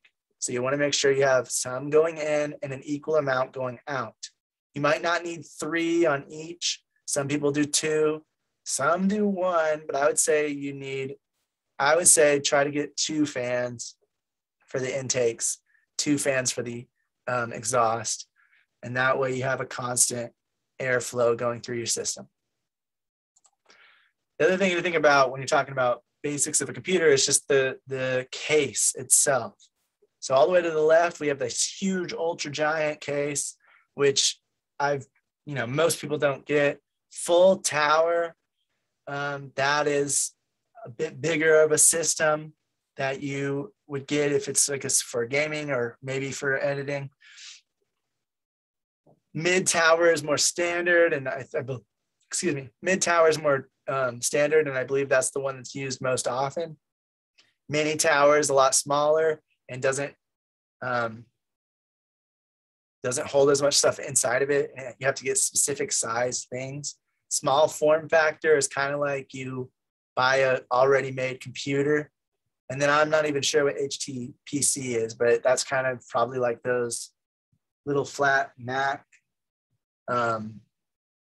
minis and all that are really, really, really small and pretty flat, where you can't really change anything in it as much as it's just already pre-made. The small form factor, I believe it's pretty much the same thing. I don't know if that has very many interchangeable things. The most thing, if you're building a computer, you're going to look at should be either full tower or mid tower. And if you need a beast of a computer, you'd have to go to the super ultra tower. Whereas the mini tower is going to leave you pretty limited, especially if you're talking about video editing. Then you definitely want to get either a mid or a full. So yeah, it also depends on the physical space you have available of which one to get. But when we're going back to motherboards and talking about motherboards, the bigger the motherboard, the more stuff the more inputs it's able to have. And usually it's made for more specific use cases like video editing or gaming, where it needs to have more of the upgraded inputs and allow you to plug in a bunch of the expensive parts to it. So it would really, you'd really have to decide what your budget is, how much physical space you have, and then decide what your budget is for the entire system, because that's going to really determine what size of a case you get, what kind of motherboard you get, and the rest of your parts to make sure it's all going to work together. You don't want to get a mid tower or a standard sized case if you're going to get a very large motherboard that isn't going to fit, because then you're going to have to either return that, resell it, and then buy a full tower. So you just want to know the dimensions of your stuff before you get it. Make sure you do your research when you're talking about computers and things like that. Next thing we'll talk about with computers is studio monitors. Studio monitors are speakers made specifically for like home studio environments. If you're trying to edit music or videos, things like that, you want to get studio monitors. They're more expensive, but they more accurately reflect the sound frequencies than regular speakers do. They have, in this picture, you can see they have a little tiny circle where it's called a tweeter that's doing the higher frequencies.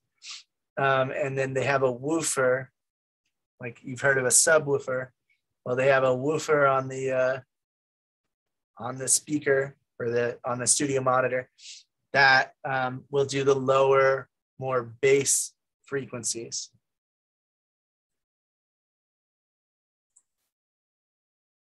So the size, typically bigger is better, but it depends on your physical space again. 5-inch monitors to 8-inch monitors, meaning that they have 5-inch to 8-inch woofers. So you can see in this picture, like this is saying 3-inch and 7-inch. But if you say that you have 3-inch studio monitors, what you're really saying is the woofer on the studio monitor is 3 inches in diameter.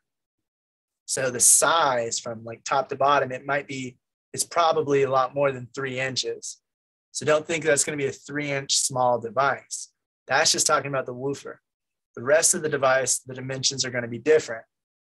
So the larger, 7-inch, 10-inch, 12-inch, the bigger you get, the more robust and large that actual speaker is going to be. Where the woofer's diameter is 7 inches big, it needs a bigger cabinet and a bigger casing with more stuff going on to make it fit. So that is really going to determine what kind you can get. The most popular for home studios is typically 5 inches. 5-inch woofer or a 5-inch studio monitor is typically the most common setup. And they can range from anywhere from like 1 inches to 12 inches or more. So there's a wide variety of them. But again, typically bigger is better. 5-inch is typically the most popular for home studios. But if you want to get bigger ones because they might be able to have a better frequency range, especially giving you those lower end frequencies, which studio monitors tend to struggle a bit with. Then you have whether it is, let me actually open this. Then you have whether it is active or passive. And what that means is active means that they have a built-in amplifier, like the one on the right. You can see it goes into an active crossover, goes to the amplifiers, and then goes into the woofer for the lower frequencies or the tweeter for the higher frequencies. So it gets amplified in the system. Whereas, and with an active speaker like this on the right that has the amplifier built in, you're going to be plugging that one into a wall outlet. Whereas a passive speaker, they don't plug into a wall outlet. They need to plug into an amplifier, an external amplifier, which is plugged into the wall, or a receiver. So typically, I would say, I would go with an active speaker. I think passive do have, depending on what kind of amplifier you get, you can get some better sound out of a passive sys setup than you can with active. But active have started to become more relevant and used more often to the point where they're starting to make like really good ones. And I've seen home studio setups where they're just using 2 active speakers that are plugged into the wall for their setup, and it's a lot better, in my opinion, because there's a lot more stuff, which we'll get into, that you have to go over if you get passive.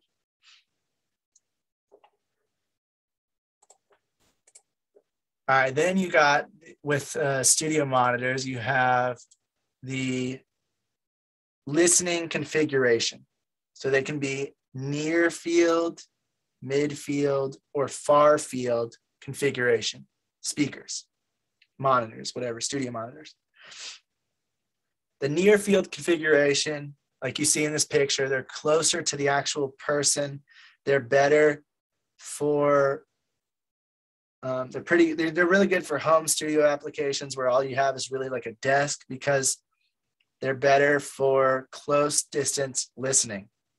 The far field, like you see on the wall over here, they're a lot larger too, but they're more for a larger room so that they can have the sound reach from farther away. And so, in a more professional setup, they'll have near, mid, and far field speakers or studio monitors so that they can hear the sound in all the different ways, as if you were in a theater. They have all these different kinds. But if you're just doing a home studio and you just have a desk or something, the near field are going to be the ones you want to go with. If you have the room for it and you have a setup kind of like this, or you have, a smaller mixing console, but you have a pretty big room, you can get far field monitors and near field to get a little bit more accurate of sounds and hear the different frequencies coming from different spaces within the room itself. But yeah, for most cases, near field is going to be better. All right, the next thing is just like with headphones, with mics, the frequency range and the frequency response. You usually want it to be flatter so that it's more neutral and it doesn't add any inflections or pitch or anything to, or make one or focus on one frequency more than another. You want a more neutral sound that's going to sound as realistic to the actual file as possible, so that when you do the edits, you're hearing what it's going to sound like to other people. If you work with speakers that are not having a flat response, then you might think that it's too bassy. You know, there's too much in the lower frequencies. So you might lower the lower frequencies, and that can really affect how much bass there is for other people, because you are hearing it with more bass from your speakers, your studio monitors. So with studio monitors, always try to get flatter response curves. It'll be better and it'll have more neutral, because you're using it to, because you're using it for editing and for filmmaking, that's the one you want. If you're using it for gaming and stuff, then you would want some shape stuff. But just like with headphones, for editing, you also want to make sure that your speakers have a flatter line. It's more neutral. It's going to give you the actual sound that's coming out of the file, the sound file, so that you can adjust it and make the adjustments that are needed. And then there's also the range. The frequency range is the range and frequencies that the studio monitors can accurately reproduce. And again, they can usually do much more accurately than a consumer speaker can. So that's why you get studio monitors, because they're more accurate for all these different frequencies. As you can see, like the bottom, like 20 up to like 30 hertz, they don't really do that. A lot of stuff doesn't, but you don't really, that's kind of like room tone type stuff. So it's not as needed to be heard as much. But if you can, you want to try to get something that has a wider frequency range that can give you all the frequencies you need. Typically, human ears can, I believe it can hear from like around 30 or 40 hertz to like 20,000. So as long as they fall mostly in that range, you should be good. Then there's a few other things to think about. Wattage. If you are using, so let's go back to this. If you're using active speakers, wattage doesn't really matter. I mean, it's going to determine how much electricity it uses per year, I guess. But other than that, it's not really that big of a thing. But if you're using a passive monitor, then you need to have an external amp. And you need to be sure that the amp matches the wattage range that the speakers fall in, or you risk blowing out one or the other. So if you buy an amp that isn't able to handle the speaker, you might blow out your amp. If you get an amp that has way more wattage than your passive speaker, you could blow out your speaker, or you could blow out something in your computer or your system if you have this system attached, plugged into it. So with passive speakers, that's where I was saying like it gets a little more tricky, because you have to be sure that they match, that they're compatible. Otherwise, it could cause a problem and an issue later. Next thing you want to talk about is impedance. Again, with active, the lower basically is better. Lower impedance is better. With passive, you also want lower, but you want to be sure that your amp is at or lower than the speaker's impedance. Lower impedance is better, but yeah, you want to make sure that the amp has the same or lower, so that it's not causing any extra noise or anything unwanted stuff. And then the last thing to talk about with studio monitors is just their sensitivity. The higher sensitivity means it can be louder for larger rooms. So if you have a really large room and you want to hear the sound very well, you would want to get a more sensitive or a higher sensitive studio monitor so that it can be louder in that room. Whereas a smaller room, it doesn't matter as much to have as much of high sensitivity.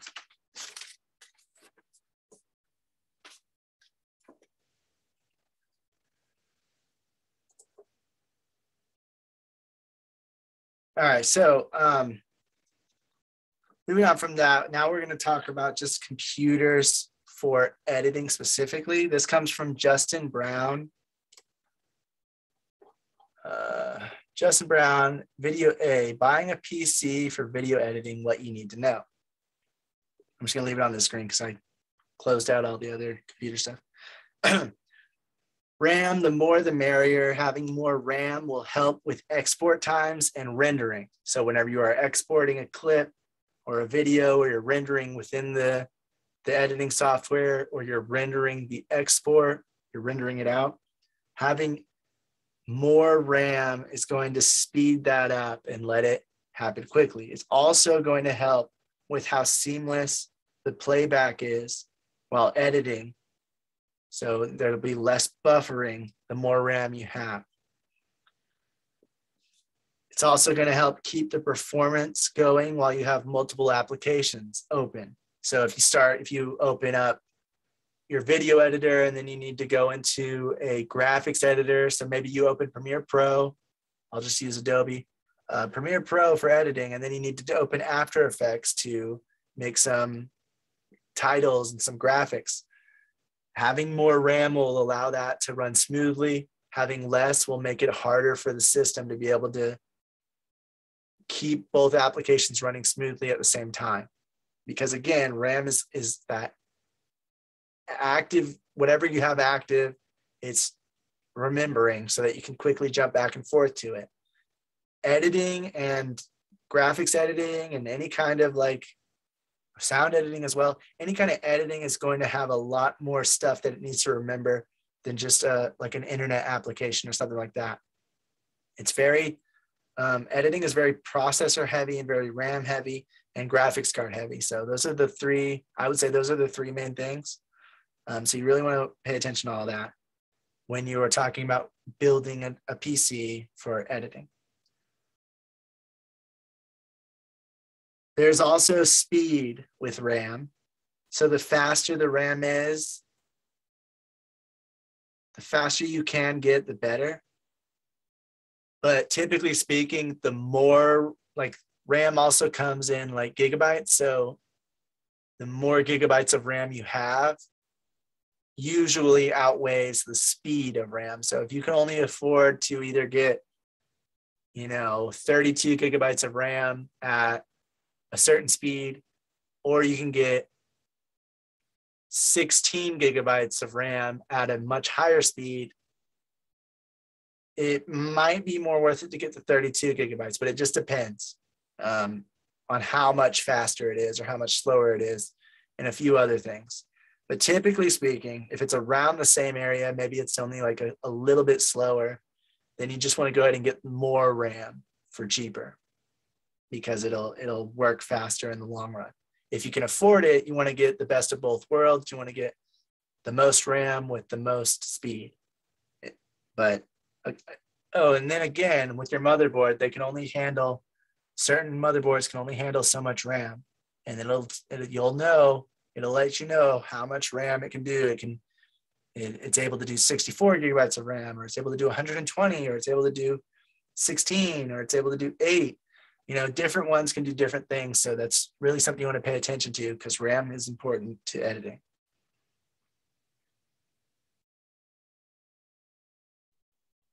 He recommends, Justin Brown, the guy who did the video, he recommends having 2 hard drives or SSDs.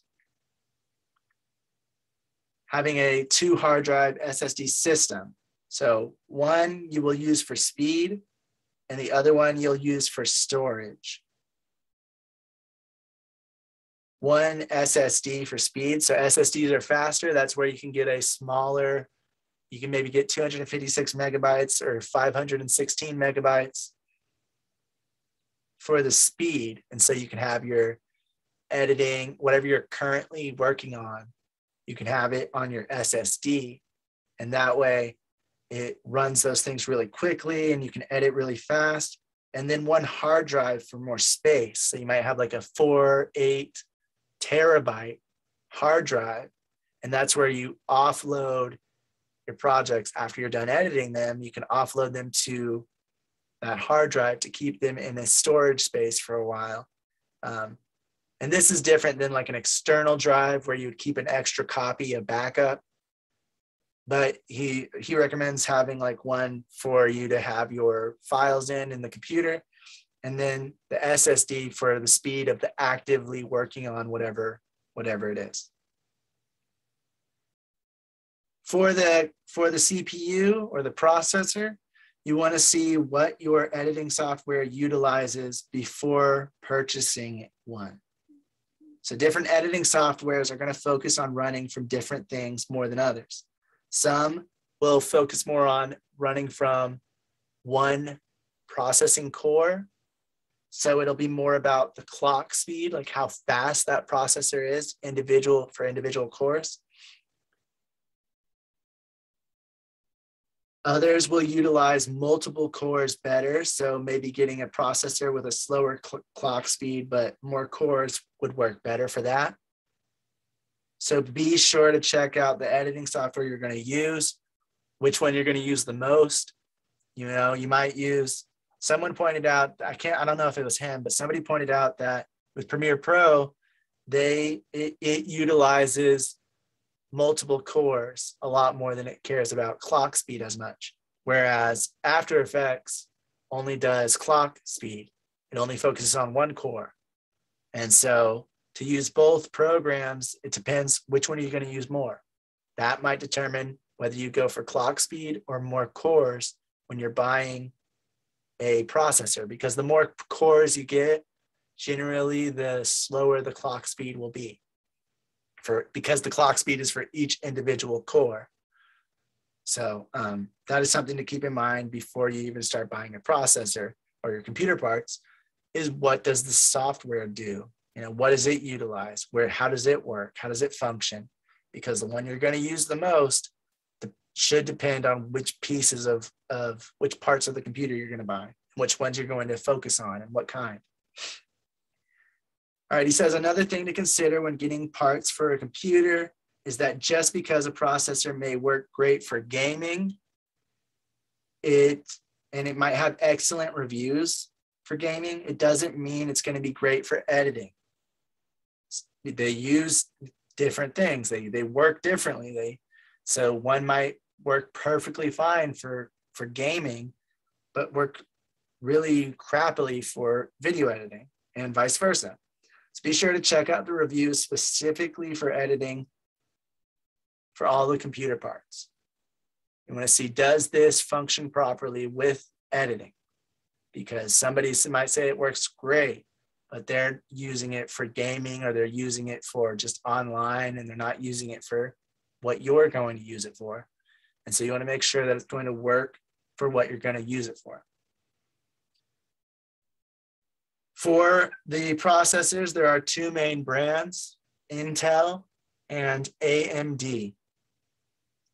He says Intel is better for video editing for now, in his opinion. So Intel is still the king, he says, especially for video editing.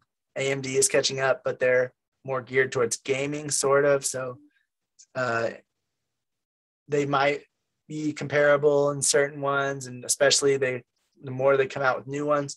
But so far, Intel is still the winner in his opinion. He recommends using a good chunk of your budget for the PC, like the PC as a whole, using a good chunk of your budget on the processor. It says generally you want to go with it. So he said generally you probably want to go with a higher clock speed than over more cores. You know, because there's cores from like dual core, quad core, hexacore, octa-core, which just means it has 2 cores, 4 cores, 6 cores, 8 cores, 10 cores, 12 cores. and it goes on and on. So obviously, the more cores it has, the more expensive it is, and obviously, the more clock speed, the faster it is, the more expensive it is. So if you can, go ahead and get the best of both worlds again, more speed and more clock and more cores. If you can't, then you don't really want to trade off those two things, and you want to really check and see what your software does, what it utilizes. But he recommends going with a higher clock speed over more cores if it's generally around the same price. So yeah, that's something to keep in mind. For GPU, or the graphics or video card, it's really important when it comes to video editing. If it's compatible, many of the coloring effects, titles, and some other tasks will be offloaded onto the GPU, which will allow for a much faster workflow. However, certain softwares like Premiere Pro, everything falls on the CPU, the processor, until you use a GPU-enabled effect. GPU is the graphics card. So it's more intensive on your processor for Premiere Pro. Whereas I think we learned when we were talking about softwares, DaVinci Resolve utilizes both the CPU and the GPU, and kind of tries to give some tasks off to the graphics card and the processor so that it can work more seamlessly, faster, and better.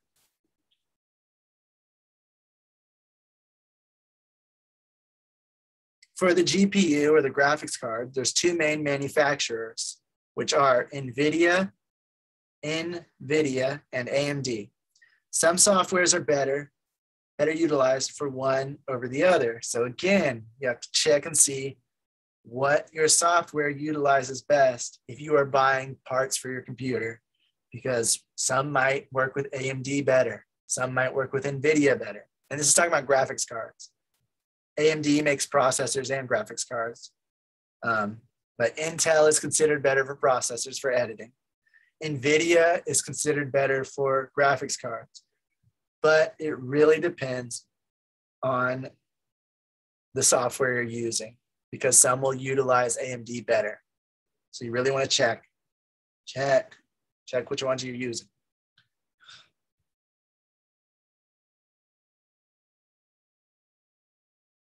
He says sometimes the motherboard is overlooked by people.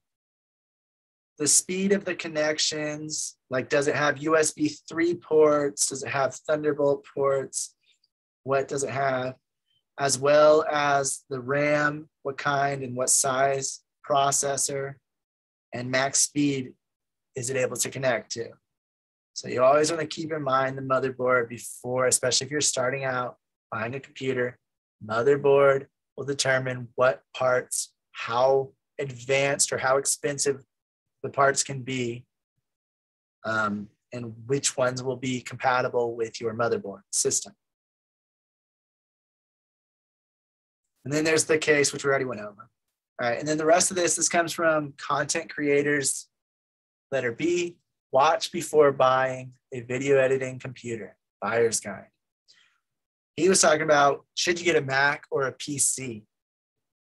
So obviously with all the computer parts, for the majority of them, that's only talking about if you're building a PC, building a computer from the ground up. You're gonna buy the motherboard, you're gonna buy the graphics card, the processor, the RAM, the disk drive, the fans, the cooling unit for the processor, a bunch of other things. Well, not a bunch of other things, but to plug it into the wall, the power unit, things like that. So if you're talking about a Mac, Macs don't really have as much customizability. After you buy it, you customize it on the site maybe, unless you're buying used, then you just buy whatever you can. But if you're buying it from the site, you can choose what kind of processor it has and how much RAM, and a few other options to get the performance you want.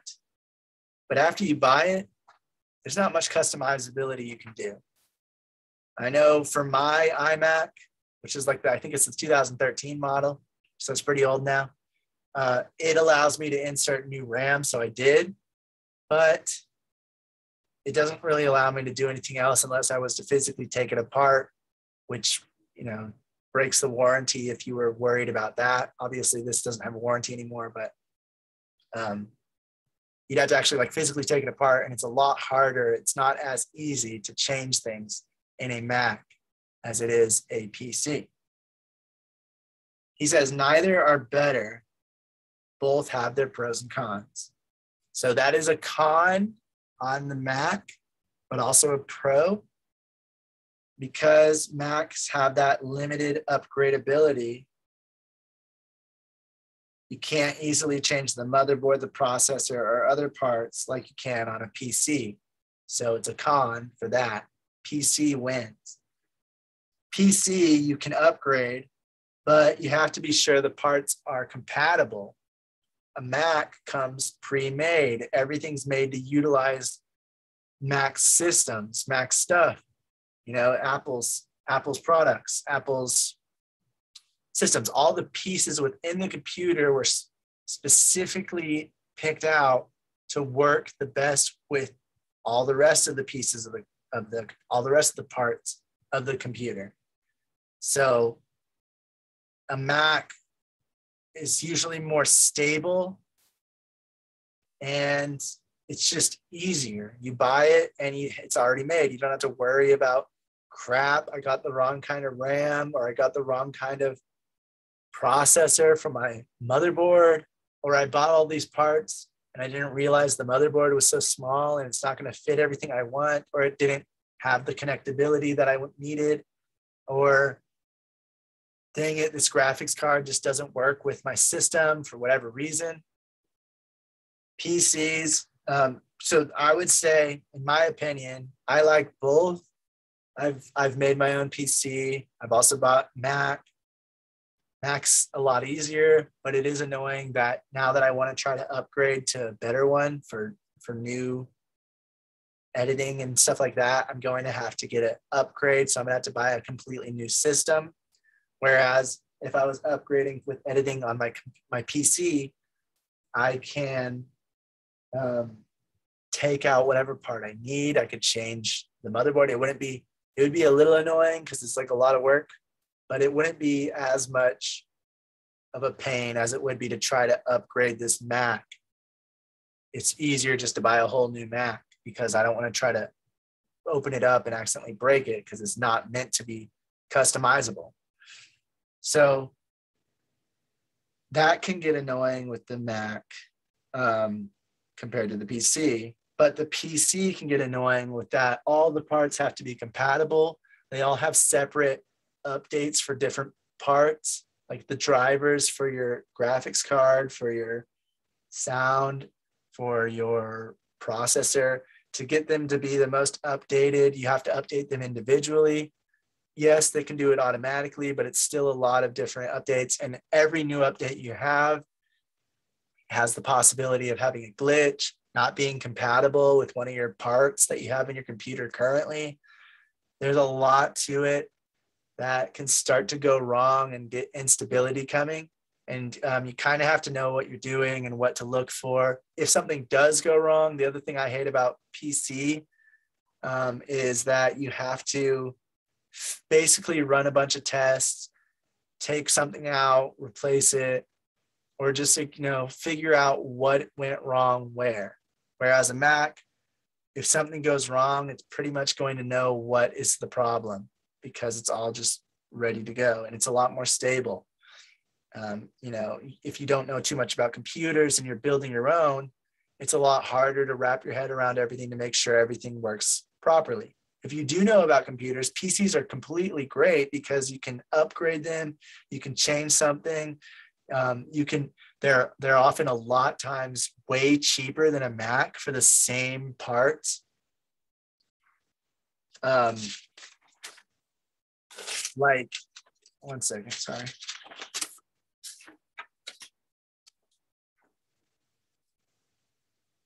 The price of building a PC with compatible parts to a Mac will be much cheaper. It could be like 4 times cheaper and it'll have the same parts, or it'll have, you know, comparable parts that are the same size. The RAM will be the same speed and the same size, and the processor will be able to run at the same speed, and it'll have the same kind of graphics card, or at least a comparable one, and it'll be a lot cheaper. So that is a huge plus when it comes to PC. It's a lot cheaper. And then if you need to upgrade, like I said, if all you need to upgrade is the processor, well, as long as your motherboard can handle it, you can upgrade your processor. You don't have to upgrade the entire system. So again, it's a lot cheaper for that too. So it definitely has its pros.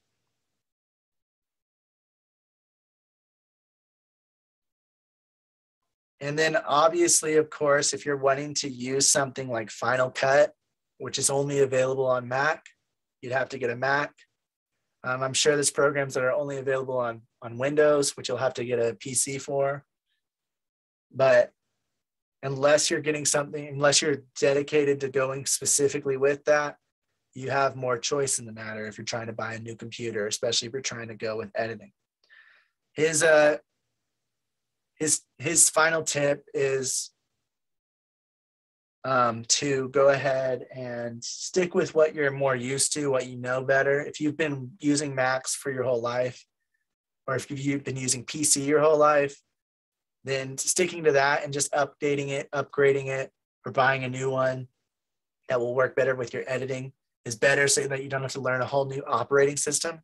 If you know both systems, if you have both, or if you've used both, then you can just decide based on what you like better and weigh the pros and cons. Obviously, price is a huge pro for PC, whereas just stability and ease of use is a plus for Mac. And so they both have their pros and cons, and neither is really better than the other, because you can get the same compatible parts, comparable parts that will have the system running pretty much the same efficiency. Excuse me. And then when we're talking about storage, you also have external drives that you can offload files to. So you want to think about that when you're talking about storage. Is we talked about, you know, the double hard drive thing, where you have one for speed, one for holding your files on your computer. You also want to have external drives that hold a backup of all your stuff, so that if your computer crashes, if the hard drive faults for some reason, you have a backup of your data, especially with video, movies, films. You want to keep all that on a backup hard drive just in case something goes wrong. You have a better chance of not losing everything than if you just have one hard drive on your computer. Now, when it comes for laptops for editing, MacBook Pro and Dell for PC are considered the best to most people. Laptops generally aren't nearly as powerful as a desktop computer, but they do have the option for portability and editing on the go or on location on set, offloading footage a lot easier than bringing an entire computer setup. So laptops can edit, they just usually don't have as fast of processors, as much RAM, and they usually aren't as fast. But recently, like, they've started updating them a lot, and they're coming along a long way. The one problem, I would say, the main problem to me, is if you're trying to get a laptop for editing, it is more likely to crash, is more likely to overheat. And so if you're using it for long periods of time, you might have more trouble with it than a desktop computer, like an iMac or a Mac Tower or whatever they're called, where it's like, looks like a desktop, or just a desktop computer PC. Those are going to be a little more stable most of the time, and they're not going to overheat as much as the laptop would. But if you can, I don't have a laptop yet, but if I can, I want to get both. That way I can have a portable option as well as have something to come home and work on with my desktop. Moving on from that, we're going to talk about one last thing, which is RAID systems. What is it? Why do we care? And is it important for editing? This comes from their explanations of these come from Always Cinematic, which is letter S in the syllabus. RAID for video editing. What is RAID? All right, so basically what RAID is, that it stands for, is redundant array of independent disks. RAID. What the crap does that mean? Well, it doesn't really matter if you know what that means or not. What it means is there's a few different kinds of RAID setups. And what RAID does is it either enhances the reliability of your hard drive or the speed of the hard drive. For hard drive setups, there's 4 main RAID setups. The first one we're talking about is RAID 0. RAID 0 uses both hard drives split up so that you can use all of their capacity. They're great for read and write speeds. So whenever you are doing anything on the computer, it is reading things and opening them up, and it is writing things and saving things, and it's doing a read and write at the same time, going back and forth between what it needs to do. It's kind of like with internet. It's sending a signal out and it's also receiving a signal in. So with the hard drives, they are reading things and they are writing things, and so they have certain speeds. RAID 0 allows those speeds to be greatly enhanced, but they're bad for stability and reliability, because if one drive crashes, the whole system stops. How it works is, if you look at this picture, if you have hard drive 1 on the left, hard drive 2 on the right, and you're getting 8 blocks of different data, what this system's going to do is it's going to use both hard drives at once and send block 1 to the hard drive 1, block 2 of information of the data to hard drive 2, and it's going to basically split those 8 blocks between the 2 hard drives. That way they both read and write at the same time, and it's much faster. If you're using HDD hard drives, they can often be, if you're using a RAID system like this, or like some of the others we'll talk about, they can be faster than even SSDs. So that is why a RAID system might be used. Now, the problem with this one is because it's splitting up the data, the reading and the writing to both systems.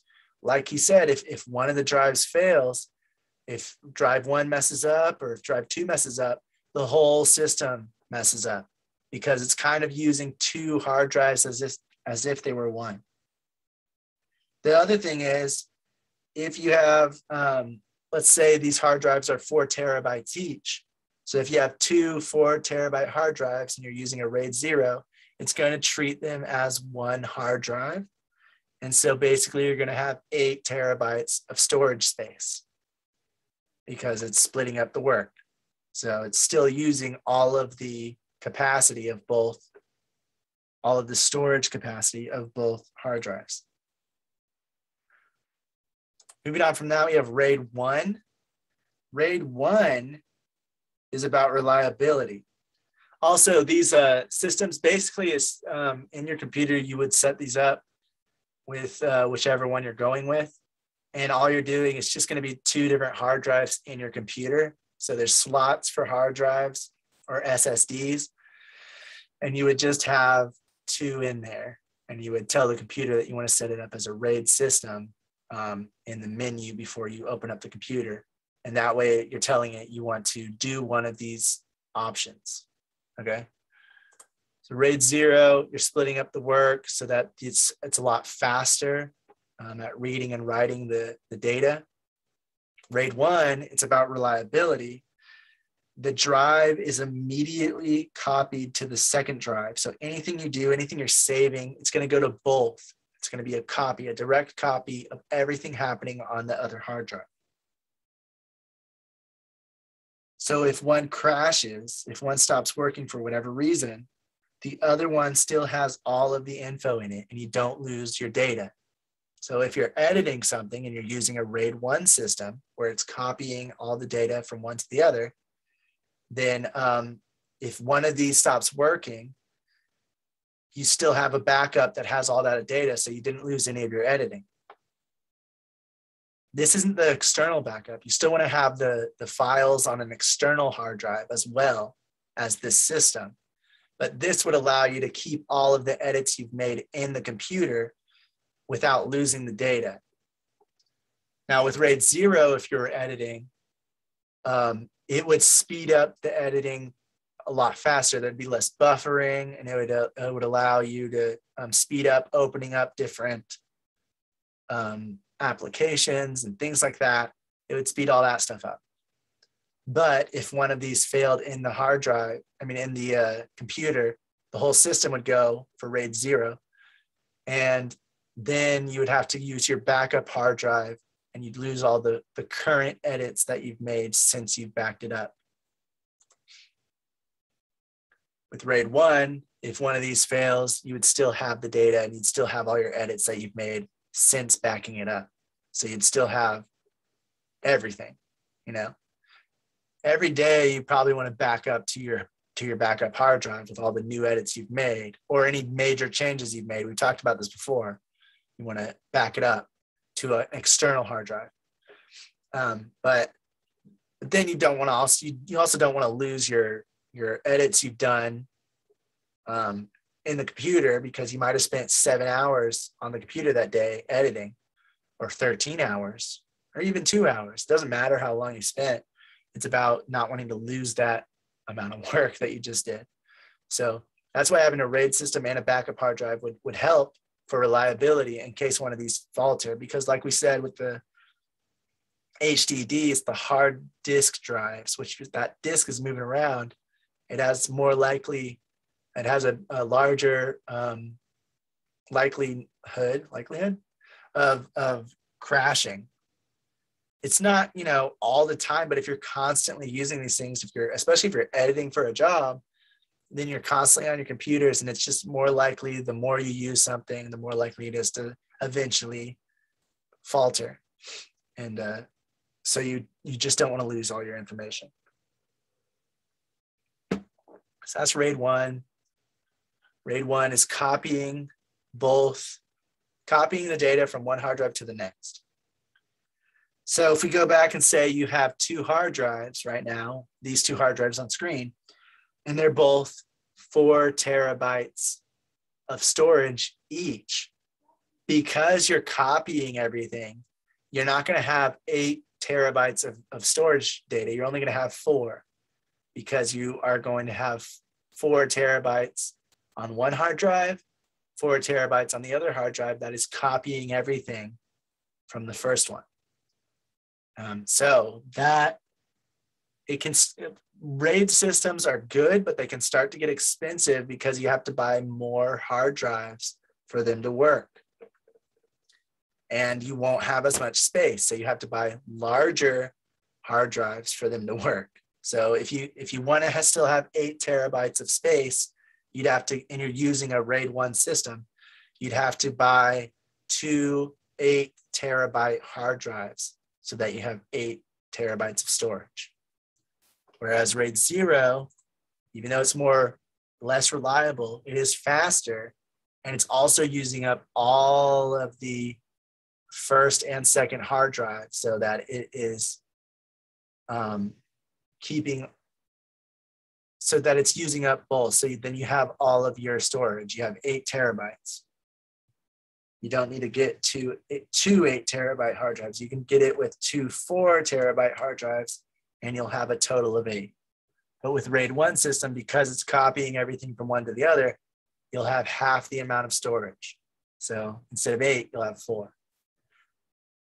Also with RAID 0 and RAID 1, I'm not 100%, but I don't believe that you are limited to only 2 hard drives. I think with a RAID 0 system, you can do 4 if you want, but it's just risky, because if any of those 4 fail, the whole system fails. So all your data gets lost for that that time.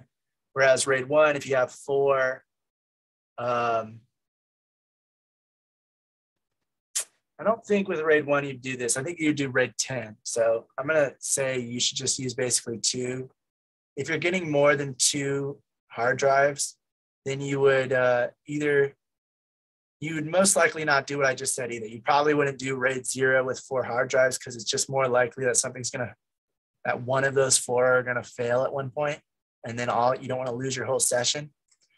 And RAID 1, you don't need to copy 1 to 3 other hard drives. Having 2 is pretty good. So if you are going to go ahead and get like 4 different hard drives, that's when you might get RAID 10. RAID 10 is RAID 1 and RAID 0 put together. So that's why it's 1, 0, 10.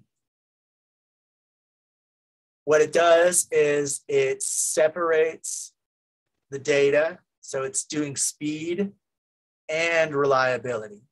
It's having this RAID 1 copy.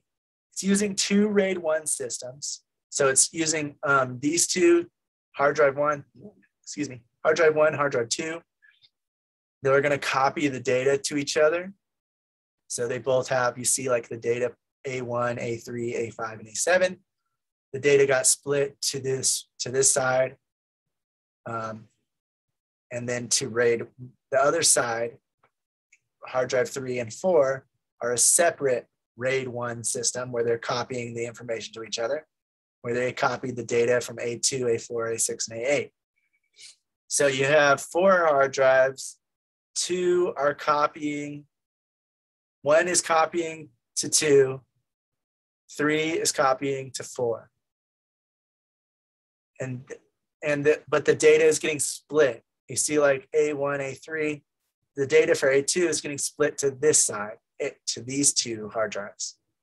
So it's like having RAID 0 where you have the speed, where the data is getting sent to one and the other, and having RAID 1 where they're being copied. They get split up here at the top. Half the data gets sent over to the left, half of the data gets sent over to the right, and then the RAID 1 system copies to both hard drives. Now you need 4 hard drives for this. And because you're copying from 2 hard drives, you're copying from hard drive 1, you're copying from hard drive 3, you need to have, like if you have all 4 of these have 4 terabytes of storage, you will only have 8 terabytes of storage total, because 2 of the hard drives are copying their contents to the other one. So hopefully this is all making sense. Again, this is kind of, I wish our internet wasn't being so stupid, because then I could have, asked you guys if you're understanding it and make sure that you're getting exactly what I'm saying and answer any questions. But hopefully you're getting what I'm saying. Basically, it's going to just you're going to have 4 separate hard drives. You're not going to be using the entire capacity of all of them.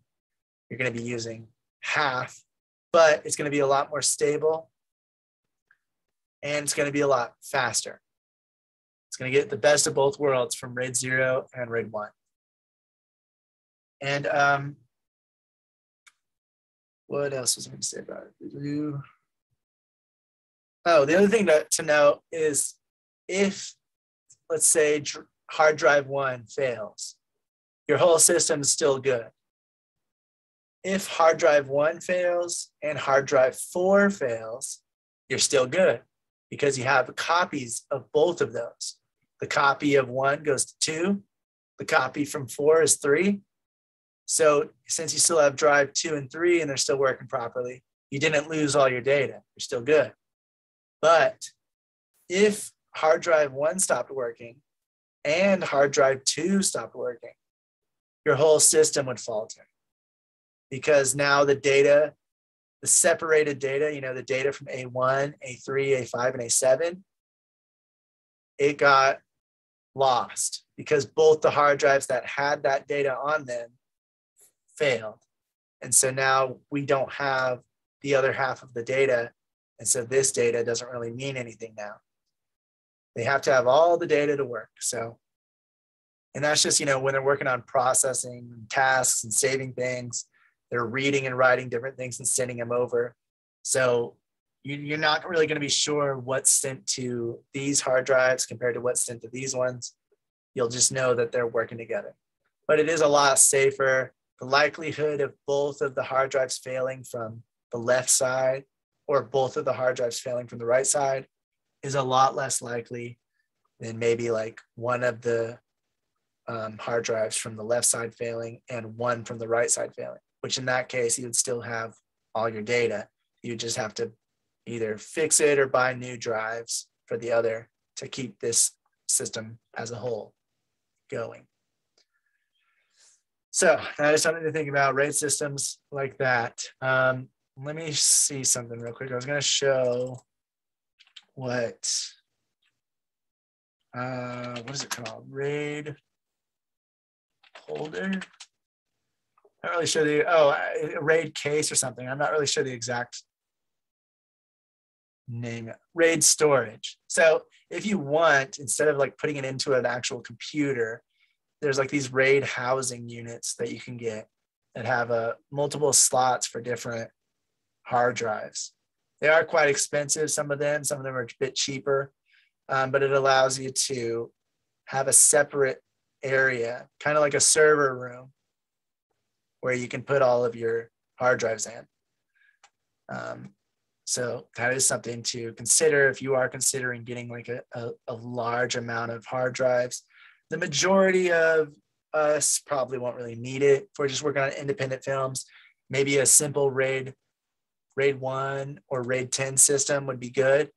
But if you are getting more complex and you have a lot more stuff, maybe you're making feature films all the time and things like that, then you want to consider getting either a RAID 5 or a RAID 6 system, which can use up to like 6 different hard drives, or 5 in this case. And what it does is it's separating all of the information, but then on the 5th one or the last hard drive disk, it is keeping what's called parity. And it just means it's like, I believe it's just like a copy of all the other 4. So if one fails, one of these drives fails, you can pick up the data from the other 4 so that everything runs properly still.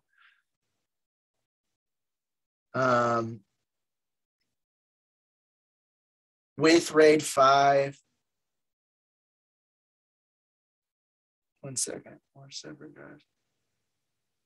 With RAID 5, if you had 6 4-terabyte drives, so 6, 12, 18, 24 terabytes worth of storage, you're really only going to have 20 terabytes of storage because it is using the other 4 terabytes or 1/5 or 1/6. Wait, yeah, sorry, 1/6 of it to copy all the data. So, one piece will be copied on disk 1, one piece will be copied on disk 2, disk 3, disk 4, disk 5. So it doesn't have one disk that has all of the information copied from the others, like in a RAID 10 solution. RAID 5 has, part of the information is copied on disk 1, another part is copied on disk 2, another part is copied on disk 3, another part on disk 4, and another part on disk 5, so that if you ever needed to, if one of them fail, you can build the data back from the rest of them. RAID 5, if you lose one hard drive, if one hard drive fails, you're not going to lose any data. With RAID 6, 2 hard drives can fail and you won't lose any data. But because of that, RAID 6, if you have 6 4-terabytes hard drives or 24 terabytes total, with RAID 6 system, you're only going to get 16 terabytes because it's holding off 4 to copy, and it's holding off another 4 to copy as well, so that if 2 hard drives fail, it doesn't ruin the whole system. it still maintains all the data. Whereas RAID 5, it only does one copy, so it has more storage space, but and it allows for one drive to fail. But if two fail on a RAID 5 system, then your whole all your data gets lost, or at least for that what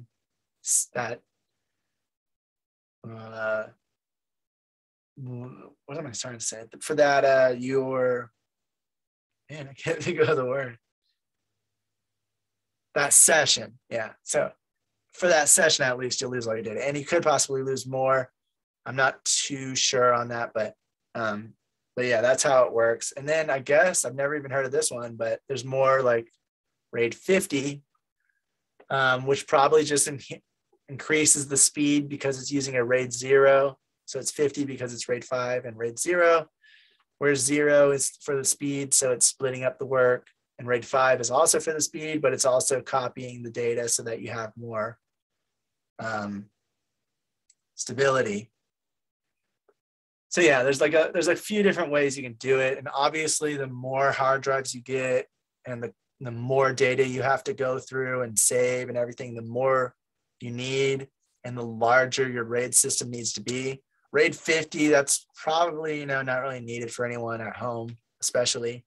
That's probably more for like actual servers and, big companies and things like that. They use huge RAID systems, which is like their server rooms, which have just multiple RAID systems kind of copying all of the data back and forth between each other, as well as copying the data in the hard drives and then back up and all this other stuff to make sure that their data doesn't get lost. So the more hard drives you have, the more complex your RAID system can be. When we break it all down, basically, RAID 1 is to copy a hard drive from one to the other. RAID 0 is for speed. RAID 10 is for the best of both of those worlds. RAID 5 copies the same information, and it allows you to lose one, but you need more hard drives to use it, to utilize it correctly. And RAID 6 does the same thing, but it keeps an extra hard drive off for copying the information for safety and reliability. So you have less storage space total, but you have a little bit more reliability in case anything goes wrong. And that's it. Even if you're using the most complex RAID system, you still want to make sure you have external backup drives with the important information on it. Because in worst case scenario, if everything fails in your RAID system, you don't want to lose your work. You don't want to lose your data. You don't want to lose whatever you've filmed. For most of us, the huge RAID systems won't matter. RAID 10 might be like the max we go to, but it is good to know what these different RAID systems do, what they mean. So if somebody asks you if you have RAID 1, that just means, are you copying the hard drive as you go so that if one fails, you're good? And are you using RAID 0? That just means, are you using two hard drives at once to speed up the reading and the writing, or speeding up the process pretty much? I hope that all made sense. Sorry, I can't ask for any questions. Like I said, for the internet, I bought a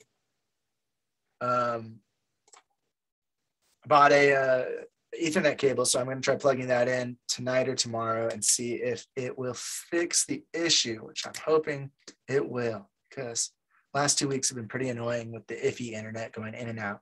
Hope it's not just the internet in its entirety. Hopefully when I plug in the Ethernet cable, it'll work correctly, because the wired connection is usually a bit better than a wireless connection, but never know. And if it is the internet, we'll have to figure out something to do next time, or figure out what to do about the internet and call them and figure all that out. So hopefully we don't have to do all that, because that'll be a really annoying thing. So lastly, I'm just going to mention what to study next. For Thursday, we're going to be talking about prop making equipment. tools for prop making, costume designers, stuff like that. Stuff that you might need if you're going to try to do any of that type of stuff.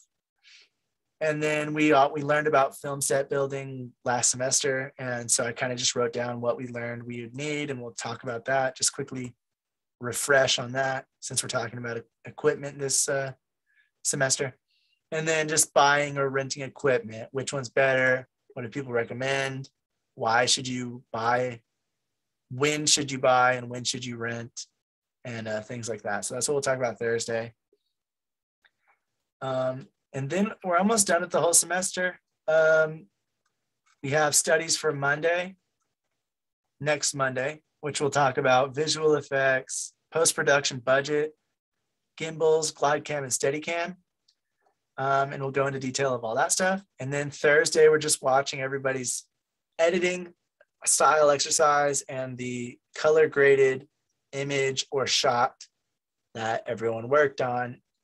And then we have the last week where we just do the fill in the blanks, overview of the semester, LCloud awards, quiz game, and talking about the next semester, looking at doing an overview of what to do then. So we're almost done with the semester. Thanks everybody for sticking around for as long as you guys have. We have 2 more semesters after this, and then we'll be done. We'll be wrapping up our media studies study group. So look forward to hopefully next meeting Thursday.